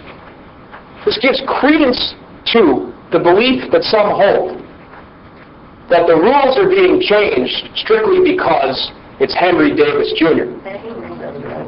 But let's leave this aside. If you look strictly at what happened this afternoon, when the revote was taken, it was still a 2-1 vote on a 4-member committee. 2 out of 4 is not a majority. So neither the report authored by Drs. Viner and Furlick on June 9th is a majority report, nor is the same report re-voted upon today by Drs. Furlick and Viner, a majority report. Therefore, you have no required majority report before the council. The minority reports are out of order, and it is the council president's prerogative under the municipal code to make decisions as to matter of order. We're addressing our motion to Council President Davis and asking that these minority reports be stricken from any further consideration because they are out of order, because the Rules Committee was required to dismiss these charges. Attorney Masters, for the public who does not have access to this, could you read this in terms of when the council presidents who voted? I took this off of the Common Council's website. And I read the minutes since the ostensible rule change in 2001. Now, some of these minutes speak in generalities, They say things like motion passed. But some of them are quite specific about who was on the committee and what the result of the vote was. February 5th, 2014, the Rules Committee was Oliver Davis, President, Dr. Furley, Dr. Varner, and Council Member Shea. The matter was the nomination of Dr. Varner for committee chair, and the minutes reflect unanimous support, meaning all 4 committee members voted. The same day, there was a nomination for Dr. Fred Furlick for vice chair, and again, the minutes reflect all supported. And in fact, Council President Davis, you nominated Dr. Furlick for vice chair. Now, how can you nominate people for chairs if you can't vote for them? December 10th, 2012, the Rules Committee, at that time, the council members present were Derek Dieter, Council President, Dr. Fred Furlick, and Karen White. This was a redistricting recommendation. The minutes reflect supported by all. July 25th, 2012, Rules Committee was Council Member Derek Dieter, President, Dr. Furlick, Dr. Varner, and Council Member White. Now this concerned the referral of Council Member Davis's complaint against Dr. Furlick. Dr. Furlick recused himself from the vote. The Rules Committee recommended referring the complaint to the city attorney, and again, the minutes reflect all agreed. Meaning, since Dr. Furlick recused himself, Council President Dieter, Dr. Varner, and Council Member White. May 14th, the same composition, Council President at that time Dieter, Dr. Furlick, Dr. Varner, Council Member White. This is a recommendation concerning the appointment of citizen members to council committees. The minutes reflect supported by all. April 14, 2008, this was when Reverend Tim Rouse was the council president. He was on the Rules Committee with Dr. Varner, Council Member Dieter, Council Member Ann Pizzello, and President Oliver Davis. You're not president at the time, but you were on the committee. This concerned various appointments to boards. Again, the minutes reflect supported by all. March 21st, 2005, when Charlotte Piper was the council president, Karen White was a member, and David Varner was a member, and this concerned the extension of your council attorney's contract. Well, the president at the time, Charlotte Piper, recommended the extension, and the minutes reflect the motion passed with 3 ayes, including the vote of Council President Davis. Now, there are other votes from when Council Member Karen White was president of the council and on the Rules Committee. These say motion passed, but council member can certainly recall whether she voted and whether anyone voiced an objection or not. Let's take this back to 2002. 2002, Reverend Kelly was council president and on the Rules Committee with Dr. Varner and Councilmember Buddy Kurtzis. This was a redistricting recommendation, and it reflects motion passed. Now, it's been suggested to you that the rule saying President Davis can't vote has been overlooked.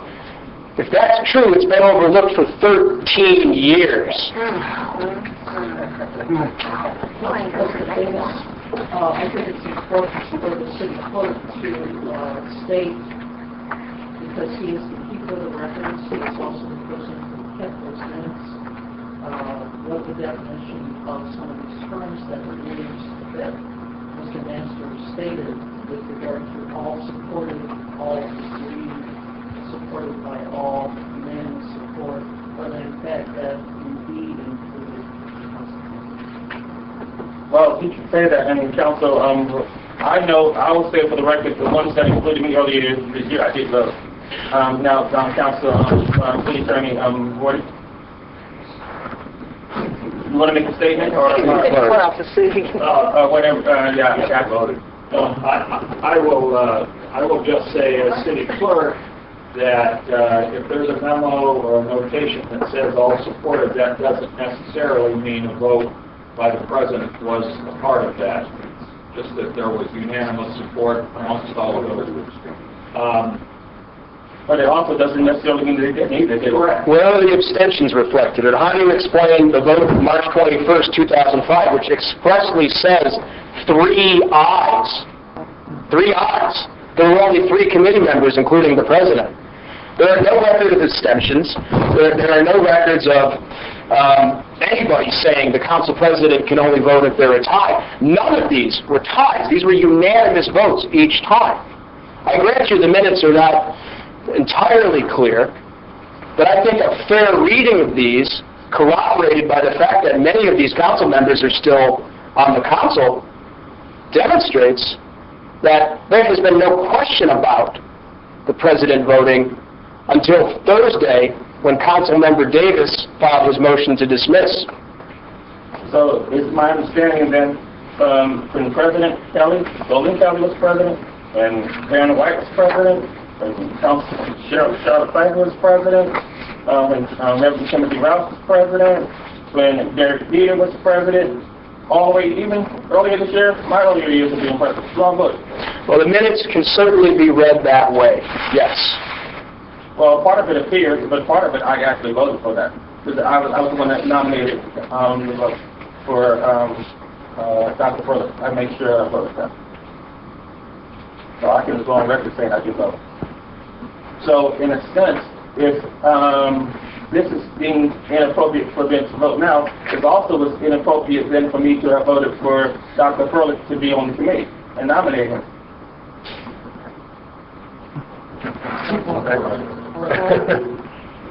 I mean, and then if it's inappropriate for me to nominate him, then he's not officially on the committee. And so therefore, there's only the 2 of y'all on the committee, and so it's a tired vote, and so there's no report. Well, I think you get back to there the issue of, on a 4-member committee, even if only 3 members can vote, a majority is still not 2. A majority is 3. Now, the code does not say a majority of voting members, perhaps because it anticipates that the president will actually be voting on this committee, which requires him to be a member. And it also requires one other member? It's required to reflect the political composition of the council, which on a council like this effectively means you'll have 1 Democrat, 1 Republican, and then if you only have 3 members, the next member is required to be the council president. So, in fact, the only person that's expressly required to be on here is you, the council president. And then, because of the political makeup, Dr. Varner and one of the Democrats have to be chosen. That's correct. And there's no cap on how many members you can have. It's just that those are the fundamental rules of this committee. The president has to be on it, and then it has to fairly reflect the political composition of the council. What you do after you appoint the president is the president's business after, within the guidelines of reflecting the political composition of the council. Any other questions regarding those matters that concern from, Well, yes. I would have concern that you voted twice and there was not earlier this year and there wasn't any issue raised. As Council President. Excuse me. I'm coming down. Let's go down to, let's start at Councilman Tim Scott. I have no question. Okay. No. Thank you. Okay, Councilwoman. Attorney Masters, so with Council President Davis voting earlier this year and that not presenting an issue, as an attorney that is far more familiar with the law and the application of it, would you not have an issue with the fact that Council President Davis voted as a member of the Council Rules Committee twice earlier this year, but it was not an issue then, but as of last Thursday it has become an issue? I think the council president voted because the municipal code expects him to vote when it requires him to be a member of the committee. But let me tell you about the general concept of waiver under the law, which in essence means that if something's proceeding that could be objectionable and no one objects, then the right to object later has been waived. For example, on June 9th, when a 2-2 vote was undertaken, and the understanding then was not that we have a problem with the vote, but that we're proceeding to the full council, only when Mr. Davis files his motion to dismiss is the objection raised. I think the general principle of waiver would apply there, which is when the matter proceeded to a vote on the 9th and nobody asked the president to recuse himself or to abstain, it's too late after the fact to go back and challenge the vote, especially when it's been unchallenged since the law changed in 13 years ago. Thank you. Thank you. Okay, Dr. Furler. Okay, Dr. Barnett. When we have an instance where you have something in writing in our code and something written in Robert's Rules of Order, the code would take precedent. Your code provides that Robert's Rules of Order shall be the authority on all questions of parliamentary law and procedure not specifically covered by this article. Answer my question, yes. If there's something in writing in the code, you're to abide by the code. If it applies in the particular instance to which it's being applied, if not, then you look to Robert's Rules. Right. I completely agree with that. The segment of the section of the code that specifically states, does it exist in the section of the code that specifically states Vice President may be a member of the committee, but he may not go in the section of our code. Yeah. Vice President? President. Under I-11. Yeah, it's in the code. I'm pretty certain of that. I don't know exactly what the citation is, but I just want that out there for clarification. You've given examples of majority or unanimous, where your assumption is, understandably, that Mr. Davis or some of the other presidents must have voted because it said unanimous. In cases where it was unanimous, whether Mr. Davis voted or not, whether people were aware of it or not, it was going to pass, whether he voted. Is that a fair assumption? I hesitate to make it. If it's unanimous, but then there may be, well, okay. What I'm just trying to clarify is we're here because we followed what appeared to be a set of procedures which appeared to make sense. If you have a law in the book that is misinterpreted up until a certain time, such as you say, it's obvious or it's apparent that presidents have voted in the past, despite what is in the code. Does that mean that we should continue ignoring it because we've misinterpreted it, or should we recognize what's in the code and go with that? Well, I think your code is inconsistent in its treatment of the Rules Committee. The provision about the council president only being able to vote in the event of a tie has to be read so that this code makes sense to apply to the 10 other committees of which he's not a member. But it would be illogical to apply it to the very same committee which the rules require him to be a member of. I think that you can... The words are the words. We move forward on this according to the words, according to what has been in the code. Even in the past, it's been misinterpreted, and accept that. No one sat here and said, I'm going to do something. To the best of my knowledge. No one sat and said, I'm going to sit on this time, and I'm going to do something different when I get the opportunity. It was brought to our attention last Thursday that there are specific provisions in our code which applies to the president. We are here today and tonight applying it. That's incorrect. I mean, I understand everybody's going to have an opinion on that. But if I'm supposed to accept a rationale after the fact that you're offering and from the audience, I think that we do have a question about what does it mean of a majority of members on the committee. I agree with that. There's a question with regards to that. But at this point, we have moved forward to this point, following the rules as we understood them, and as they've done. We hire an attorney, to give us interpretation. I think that it's been a good faith effort and things open. I think that we have asked our council for guidance, just as you've been asked for guidance, or you've been asked for your guidance. We are here tonight and not to, I would take issue with your interpretation of what constitutes forum and what does not, only because I don't have other. Well, Dr. Varner, I would point out to you that the South Bend Tribune reported on Friday that your council originally informed the South Bend Tribune that the matter tied on June 9th. I believe that was a misinterpretation. Well, then let's leave aside the issue of whether the president can vote or not, and let's focus on the literal language of those words requiring a majority report.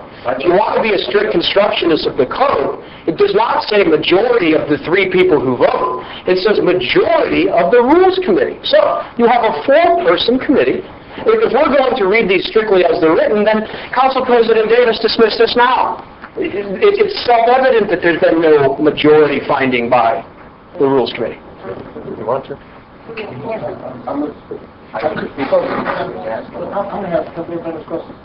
Before we do that, I would like the interpretations of what transpired on the 9th. There was, on the 9th, no vote. There were votes at filings.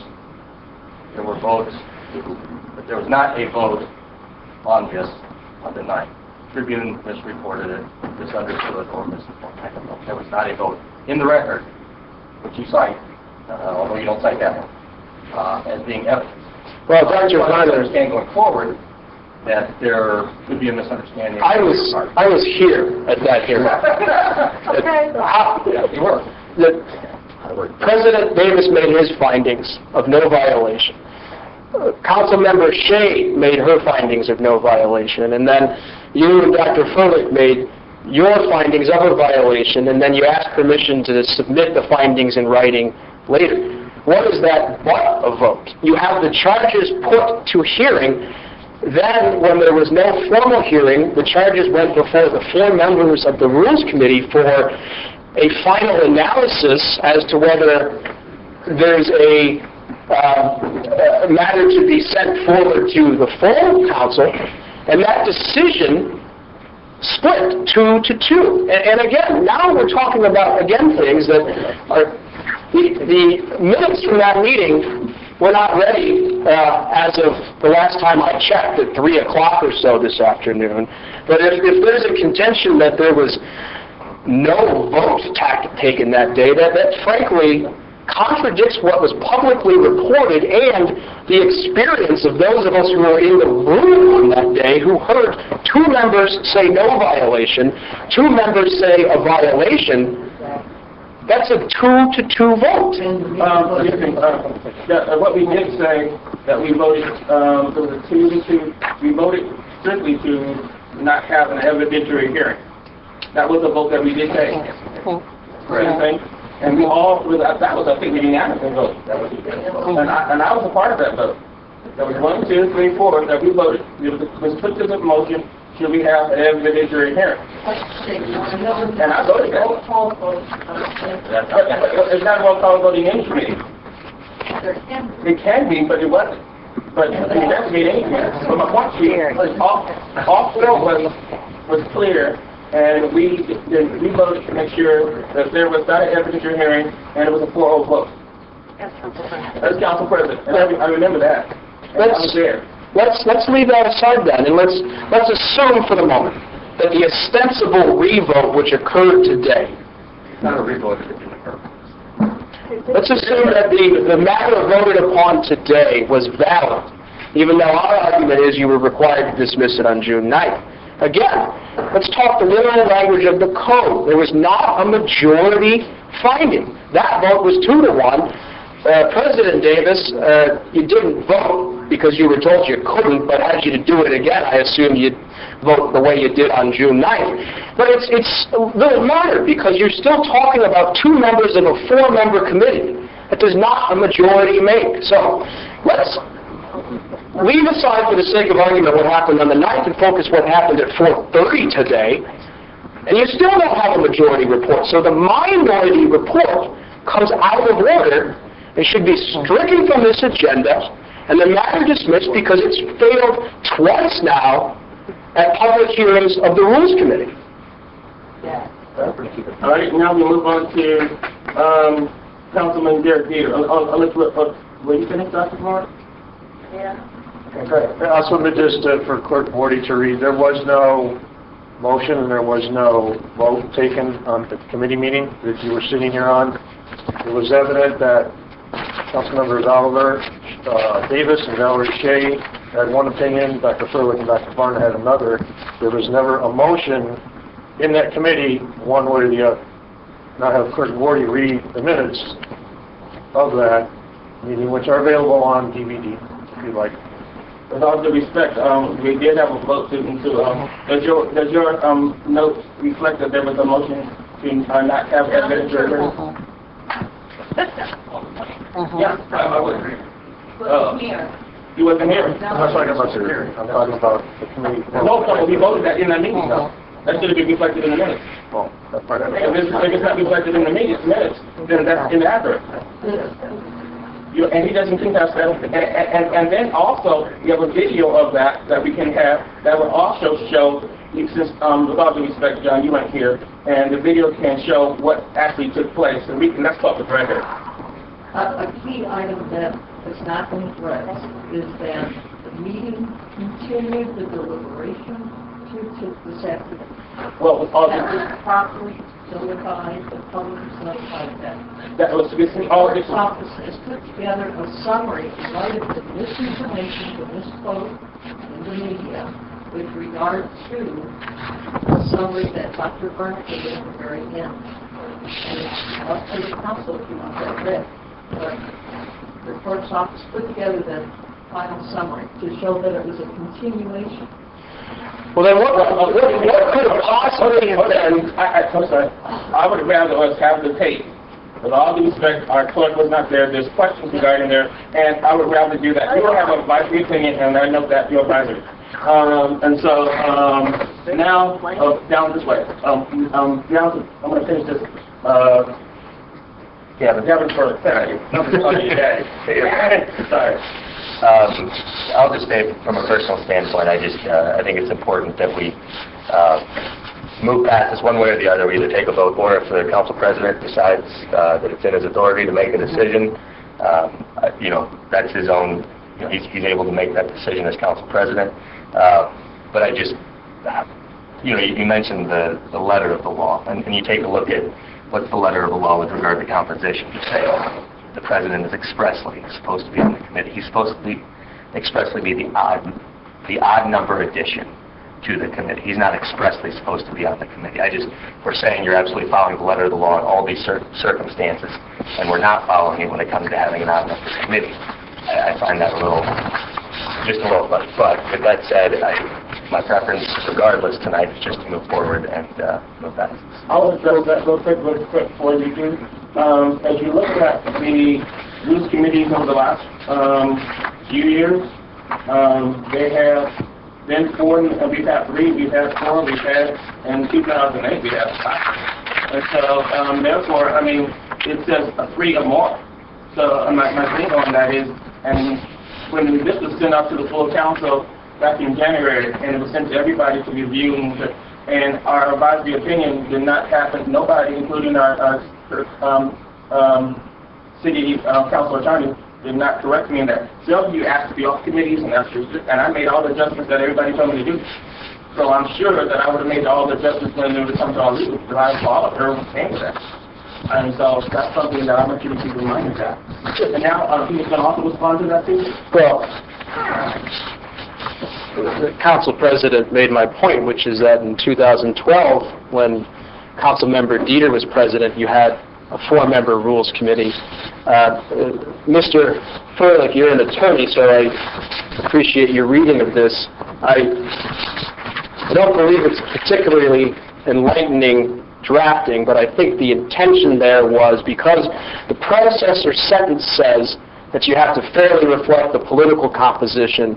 The idea then would be when you have a mixed council, Democrats and at least one Republican, you would have one member who's a Democrat, one member who's a Republican, and then, because you have two and you have to have not less than three, the third person would be the president. I believe that's why it's remaining odd-numbered. It doesn't directly address what happens when you have an even-numbered committee, but to Dr. Varner's point earlier, in that case, you look to Robert's rules, and Robert's rules says that the president of a body can vote not just in the event of a tie, but can vote to call a tie. So if we're getting into an area here now where we're looking to Robert's rules, again, I suggest to you that it was appropriate for President Davis to vote. Sure. I just, right, when we're taking a look at a very specific provision to find a technicality that, again, allows the council president to make a decision based on the fact that a majority of that committee, right, did not agree with this decision. If we're looking at the letter of the law in that circumstance, yet the composition of the committee doesn't follow the letter of the law, I just find it interesting. Well, We'll leave it at that. Mr. Furr, I read every sentence of the Common Council statutes, and there are plenty of areas here where there are internal inconsistencies,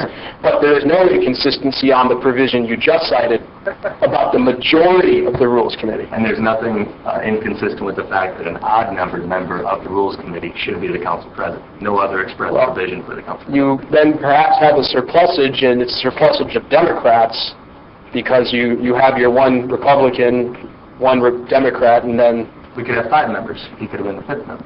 Just say, following the letter of the law. We're doing it. Well, one of the things, as we get to Councilwoman White, if we did just have 3 people on the committee, and it was Councilman David Varner who has to be on the committee due to development, and then the other person I had first nominated would be Councilwoman Valerie Shea, who is a Democrat, and there would be 2 members than me, just the 3 of us, and then I would not have a vote, and he votes no, she votes yea. That means on every rules committee, as long as they're not in agreement, we would have problems. And so there has to be something that would have stimulated conclusion to that matter. You see what I'm saying with that, sir? Well, in that case, you would vote. I'm just telling you what's before us tonight. I'm saying this is exactly. Mr. White, Ms. White. I'm just sitting here, just, thinking about how much time and energy that we put forth. I think it's unfortunate. It's not fair to the citizens that we've been elected to serve. It's not fair to the council, nor is it fair to Councilmember Henry Davis. We spent hours talking about procedures, processes. We need to move forward. I am in agreement with Councilmember Furley. If this council cannot reach consensus in regards to procedures, we've not even talked about the steps in regards to the process for this portion of the discussions. And if we cannot, then I would support Dr. Furley, Councilmember Furley. Yeah, oh, he's Dr. Chu, okay. Well, Dr. Furley, in regards that the president is in your hands in this regard, and I just think that we've got to move forward, we've got to make a decision, because it's just totally at a point that the citizens are asking that we resolve this matter. It's important for the council to be able to move forward, and we spent about an hour now talking about majority, different opinions. I don't believe we're going to reach consensus in that regard. And so my sense at this point is that we've got to bring a sense of continuity, stability to the council, and so that we can move forward. So those are my comments. Now, I'm taking it, if you have any other further comments, since we started with Councilman Instott, we're going to give you one more chance. No, come back to it, because I may... Come back this way. Come back this way. Councilman Furley, anything else? No comment. Councilman Davis, anything else? Okay, at this point, the numbers and so on and so forth, it appears there's a difference between the attorneys and the interpretation of what is what. That's what attorneys do. I think at this point, you as the president need to make a decision whether you want to proceed with any disciplinary actions, if you want to dismiss the disciplinary actions, because this can go on all night, because attorneys like to argue. not like to argue, like to make points, So, again, there's a lot of people were invited, and I don't know if you even read the draft that we were attempting to get earlier on this, so it appears at this time, I'm not sure, that you don't want to have a public hearing on this matter, that you would just like to make a decision on your part. I'm looking at everybody. Comments before?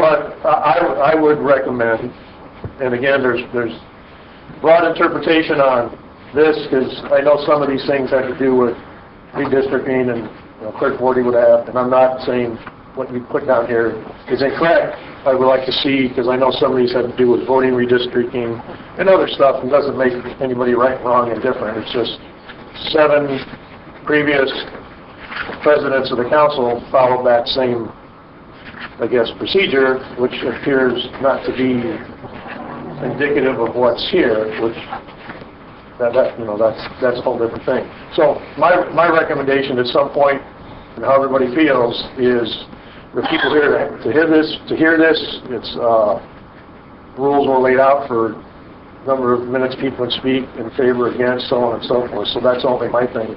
To get to a public hearing and then make a decision, and then however it comes out, and it'll be done. Thanks, Dr. Brown. If it is the President's intention to either overrule or whatever the proper term is, an action of the council, for the sake of clarification, at what point can it be done? Because you might as well do it now, rather than put these going somewhere else through what would be a longer process with regards to time, and might not officially lead to resolution. So this afternoon, your comments were indicative, I thought, of the person's intention to have your wish. And statutorily, it appears that you would entertain that. I would just assume you do this now, and spend more time. That puts a burden on you, but I can see Mr. Chair, this is the last one. You don't want me to send Dr. Lewis in there? Thank you.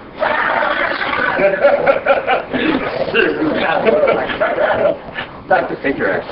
Dr. Furley. For the good of South Bend, I think this needs to be settled tonight. The rhetoric is way too heated. I would amend my previous motion, which had 4 stipulations, Councilman Davis, to one simple motion, simple censure. That's it. And the reason I would do that is 3 reasons. One, are there legal ramifications? I realize that Mr. Masters, both of them, Mr. Leone, are very accomplished attorneys, and they can get anything through with the technicality or a loophole. So that's going to maybe happen. It'll take days and all that, so we might as well not waste our time doing that. Okay. Secondly is that unfortunately this problem has morphed into a racial issue, which I despise in the most despicable term there is. But when you talk to people like my friend Gladys Muhammad, who just left, my friend David Buggs, it is not a racial issue. Other people think it is a racial issue. That's very divisive for South Bend. We can't move forward with this. So we can't move forward if it's painted as a racial issue, so we've got to get it over with. The last point is, on a human scale, there have been a number of unfathomable personal attacks, okay, that take place in the council. Some of them have been on our attorney, Kathy Sikansky. No amount of vitriol or verbal abuse is warranted on any such human being. So because of those 3 reasons, I think because of the legal ramifications, the racial ramifications, and milk of human kindness ramifications, I think we have to settle this tonight.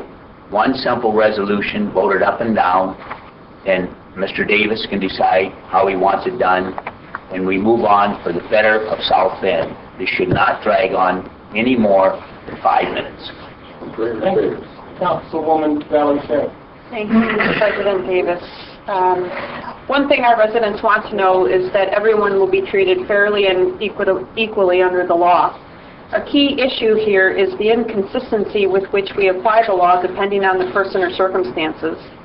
Although we as a council will need to come together to clarify our procedures and policies, I am going to respectfully request that we accept and grant the motion to dismiss on this case that has been filed by Attorney Masters.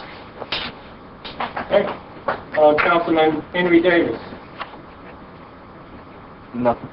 Thank you, sir. Councilman Tim Scott. Just a couple things. Mistakes are being made, and I agree with Karen White. We've spent way too much time on this, and it's to the detriment of the city. One thing that Jeff Ray had said was, when all cities are equal and a company comes and looks to see what's going on, and they look at any doubt or anything that could change their mind on where they would want to relocate, this is part of it. In Section 2-8 under decorum, Section O, says each council member should observe the highest standard of dignity, proprietary courtesy, and respect and decorum when his or her fellow council members, to his or her council members, officers, employees of the city, and all other persons when carrying out the responsibilities, duty, and service mandated by the office of the common council or council members. So that's what I'm looking at. I think we got to get back to that higher standard and higher decorum. There was a slippage of judgment, and whatever that punishment is, it is what it is, and then we move on. You know, I've been down this road in business, and I don't hold it against anybody. You learn from your mistakes. In fact, you probably learn more from your mistakes than you do from your successes. And what you do and what you take with it and how you move on makes everybody a better person. So, with that said, I think we need to move on.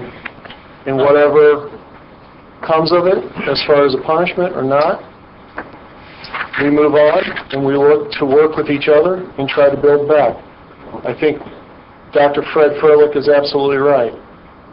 There's too much decisiveness and there's too much mean-spiritedness involved in some of this. And we need to move on. We got to pull together for the betterment of the city. So I put it to President Oliver Davis, if it's your decision, make the decision.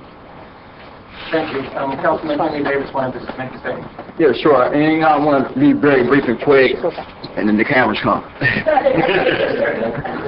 Look, I offered up probably about 3 or 4 weeks ago that I would be willing to take on any punishment that the council delivered to me.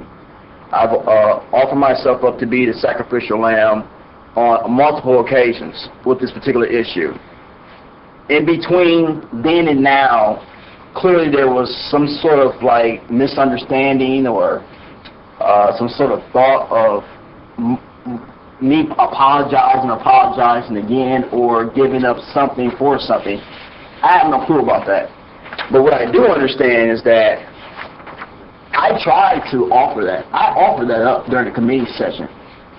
I did. I offered it up. But there was members on the council that wanted to make sure that I understood what I did was wrong. And if I didn't say that it was wrong, then they weren't interested in anything else but me saying it was wrong. That's not the point, and that's not the point I'm trying to make. I offered this up over a month ago. I did. It was done in our closed-door session. Obviously, no minutes are taken during this time. I offered this up. But clearly it wasn't enough. So in the interest of protecting myself as a council member, I had to go get legal counsel. It was only necessary because, again, no one wanted to hear what I had to say. Even from the beginning of it. No one asked me what happened on the Facebook page. It was all of a sudden he was wrong. He's guilty. Without any investigation. And so then when I said, okay, great, I accept any punishment because I'm man enough to handle it, that still wasn't good enough.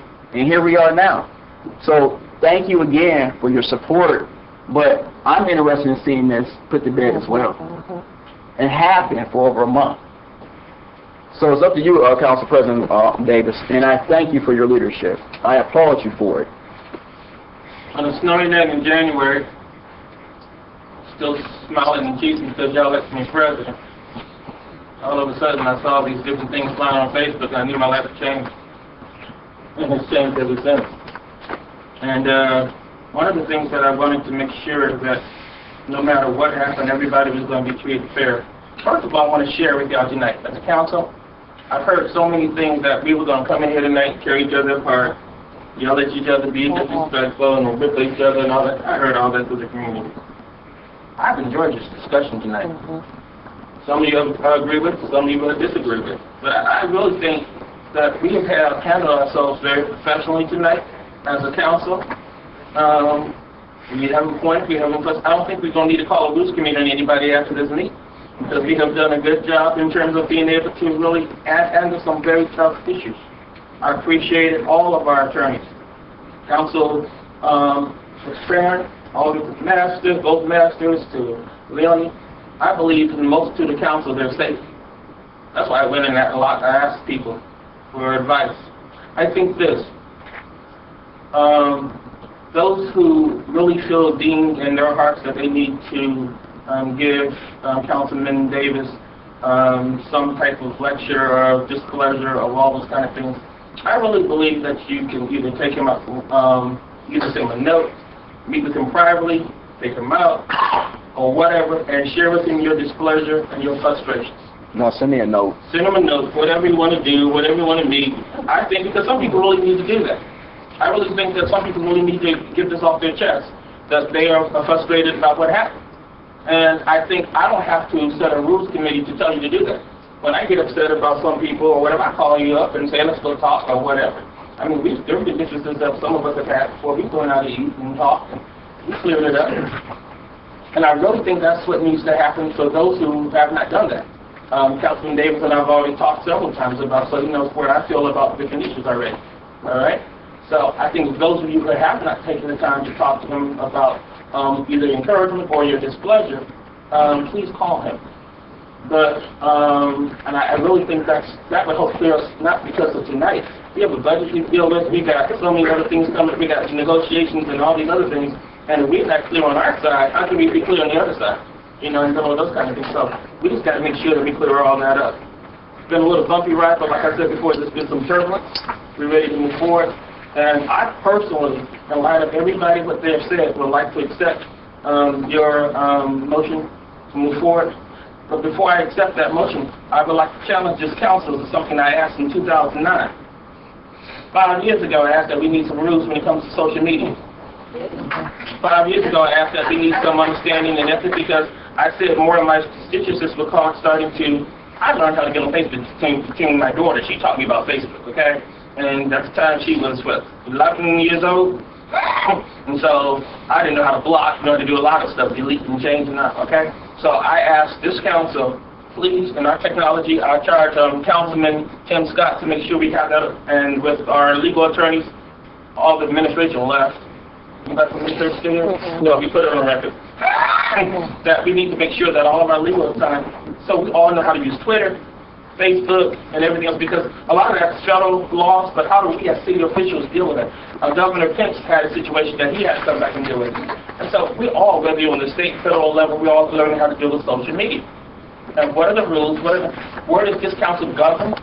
Where is it not? How far do we govern? Because when other people get mad about what happens or somebody else, how do we handle it so we won't bog ourselves down this in the future? Whoever's president. I mean, nobody wants to sit in this job forever.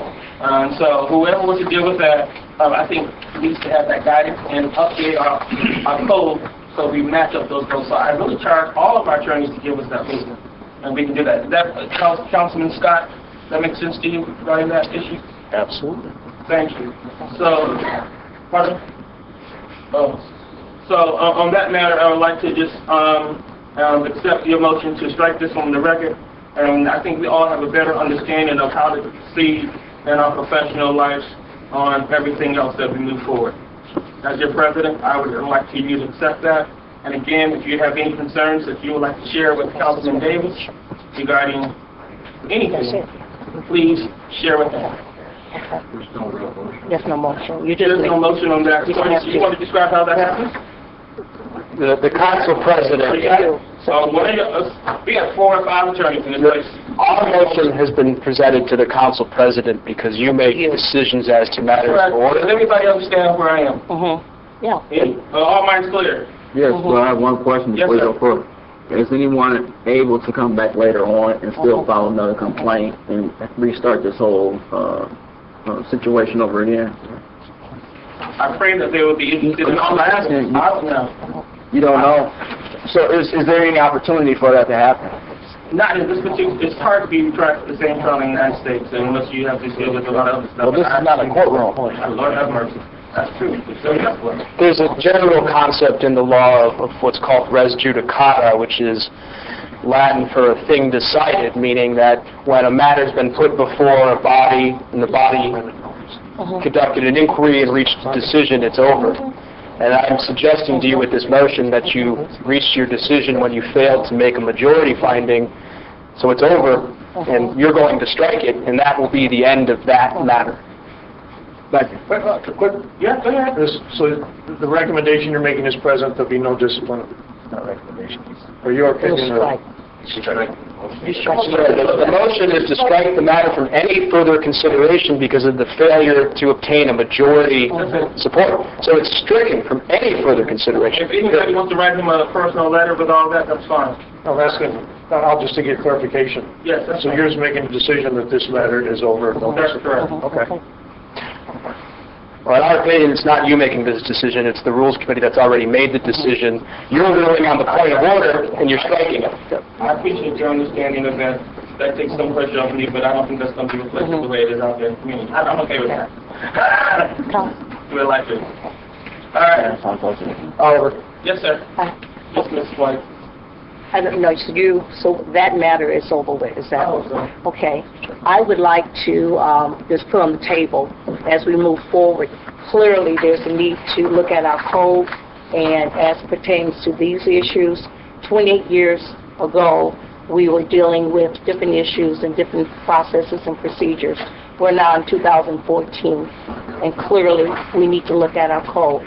The other issue is that I think that I would like to suggest that if we have any issues that involves council members, that we need to have a ethics committee that is not comprised of council members, because I think that this whole process has not been a collaborative one. When I say that, it's not good for the council to be put in this type of position. And when you have these varying viewpoints, and then it comes back to you as the president. So as we move forward, I would suggest that we would look at the code, that we have clarity, and secondly, that we would formulate an ethics committee and to visit other communities. I'm quite sure, if I'm not mistaken, the city of Indianapolis has such a committee, and we need to look at the best practices. I am aware that Councilmember Tim Scott is working on social media with technology that will be forthcoming as well. So this has been an excellent opportunity for the council to look at process and procedures that needs to be addressed. And so that is what I'm suggesting as we move forward. I think that's a wonderful way to conclude everything tonight. Thank you, Councilman. Who, in regards to that, who will follow up to make sure we... I'm going to put it in the hands of the president. Okay. Put it in your hands, and I'll send you email, and I'll send it to you all afterwards. I'd like to there, Mr. President. I'm not supposed to be now open to the New business. old business, moving on to privilege of the floor.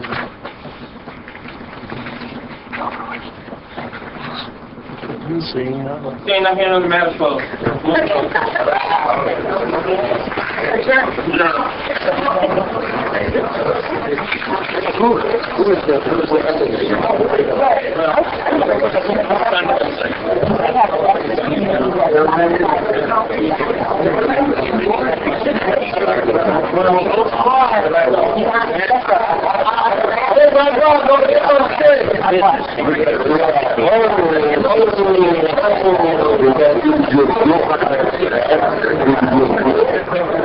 Oh,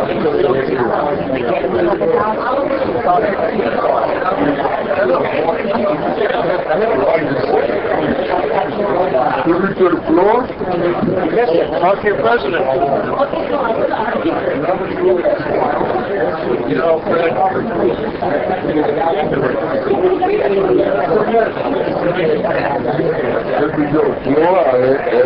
I suggested a long time ago we send them HR, we accuse ourselves, and let go to HR, let them deal. That's what HR is doing. Then it turns into a political football like tonight, so that's what we, it is.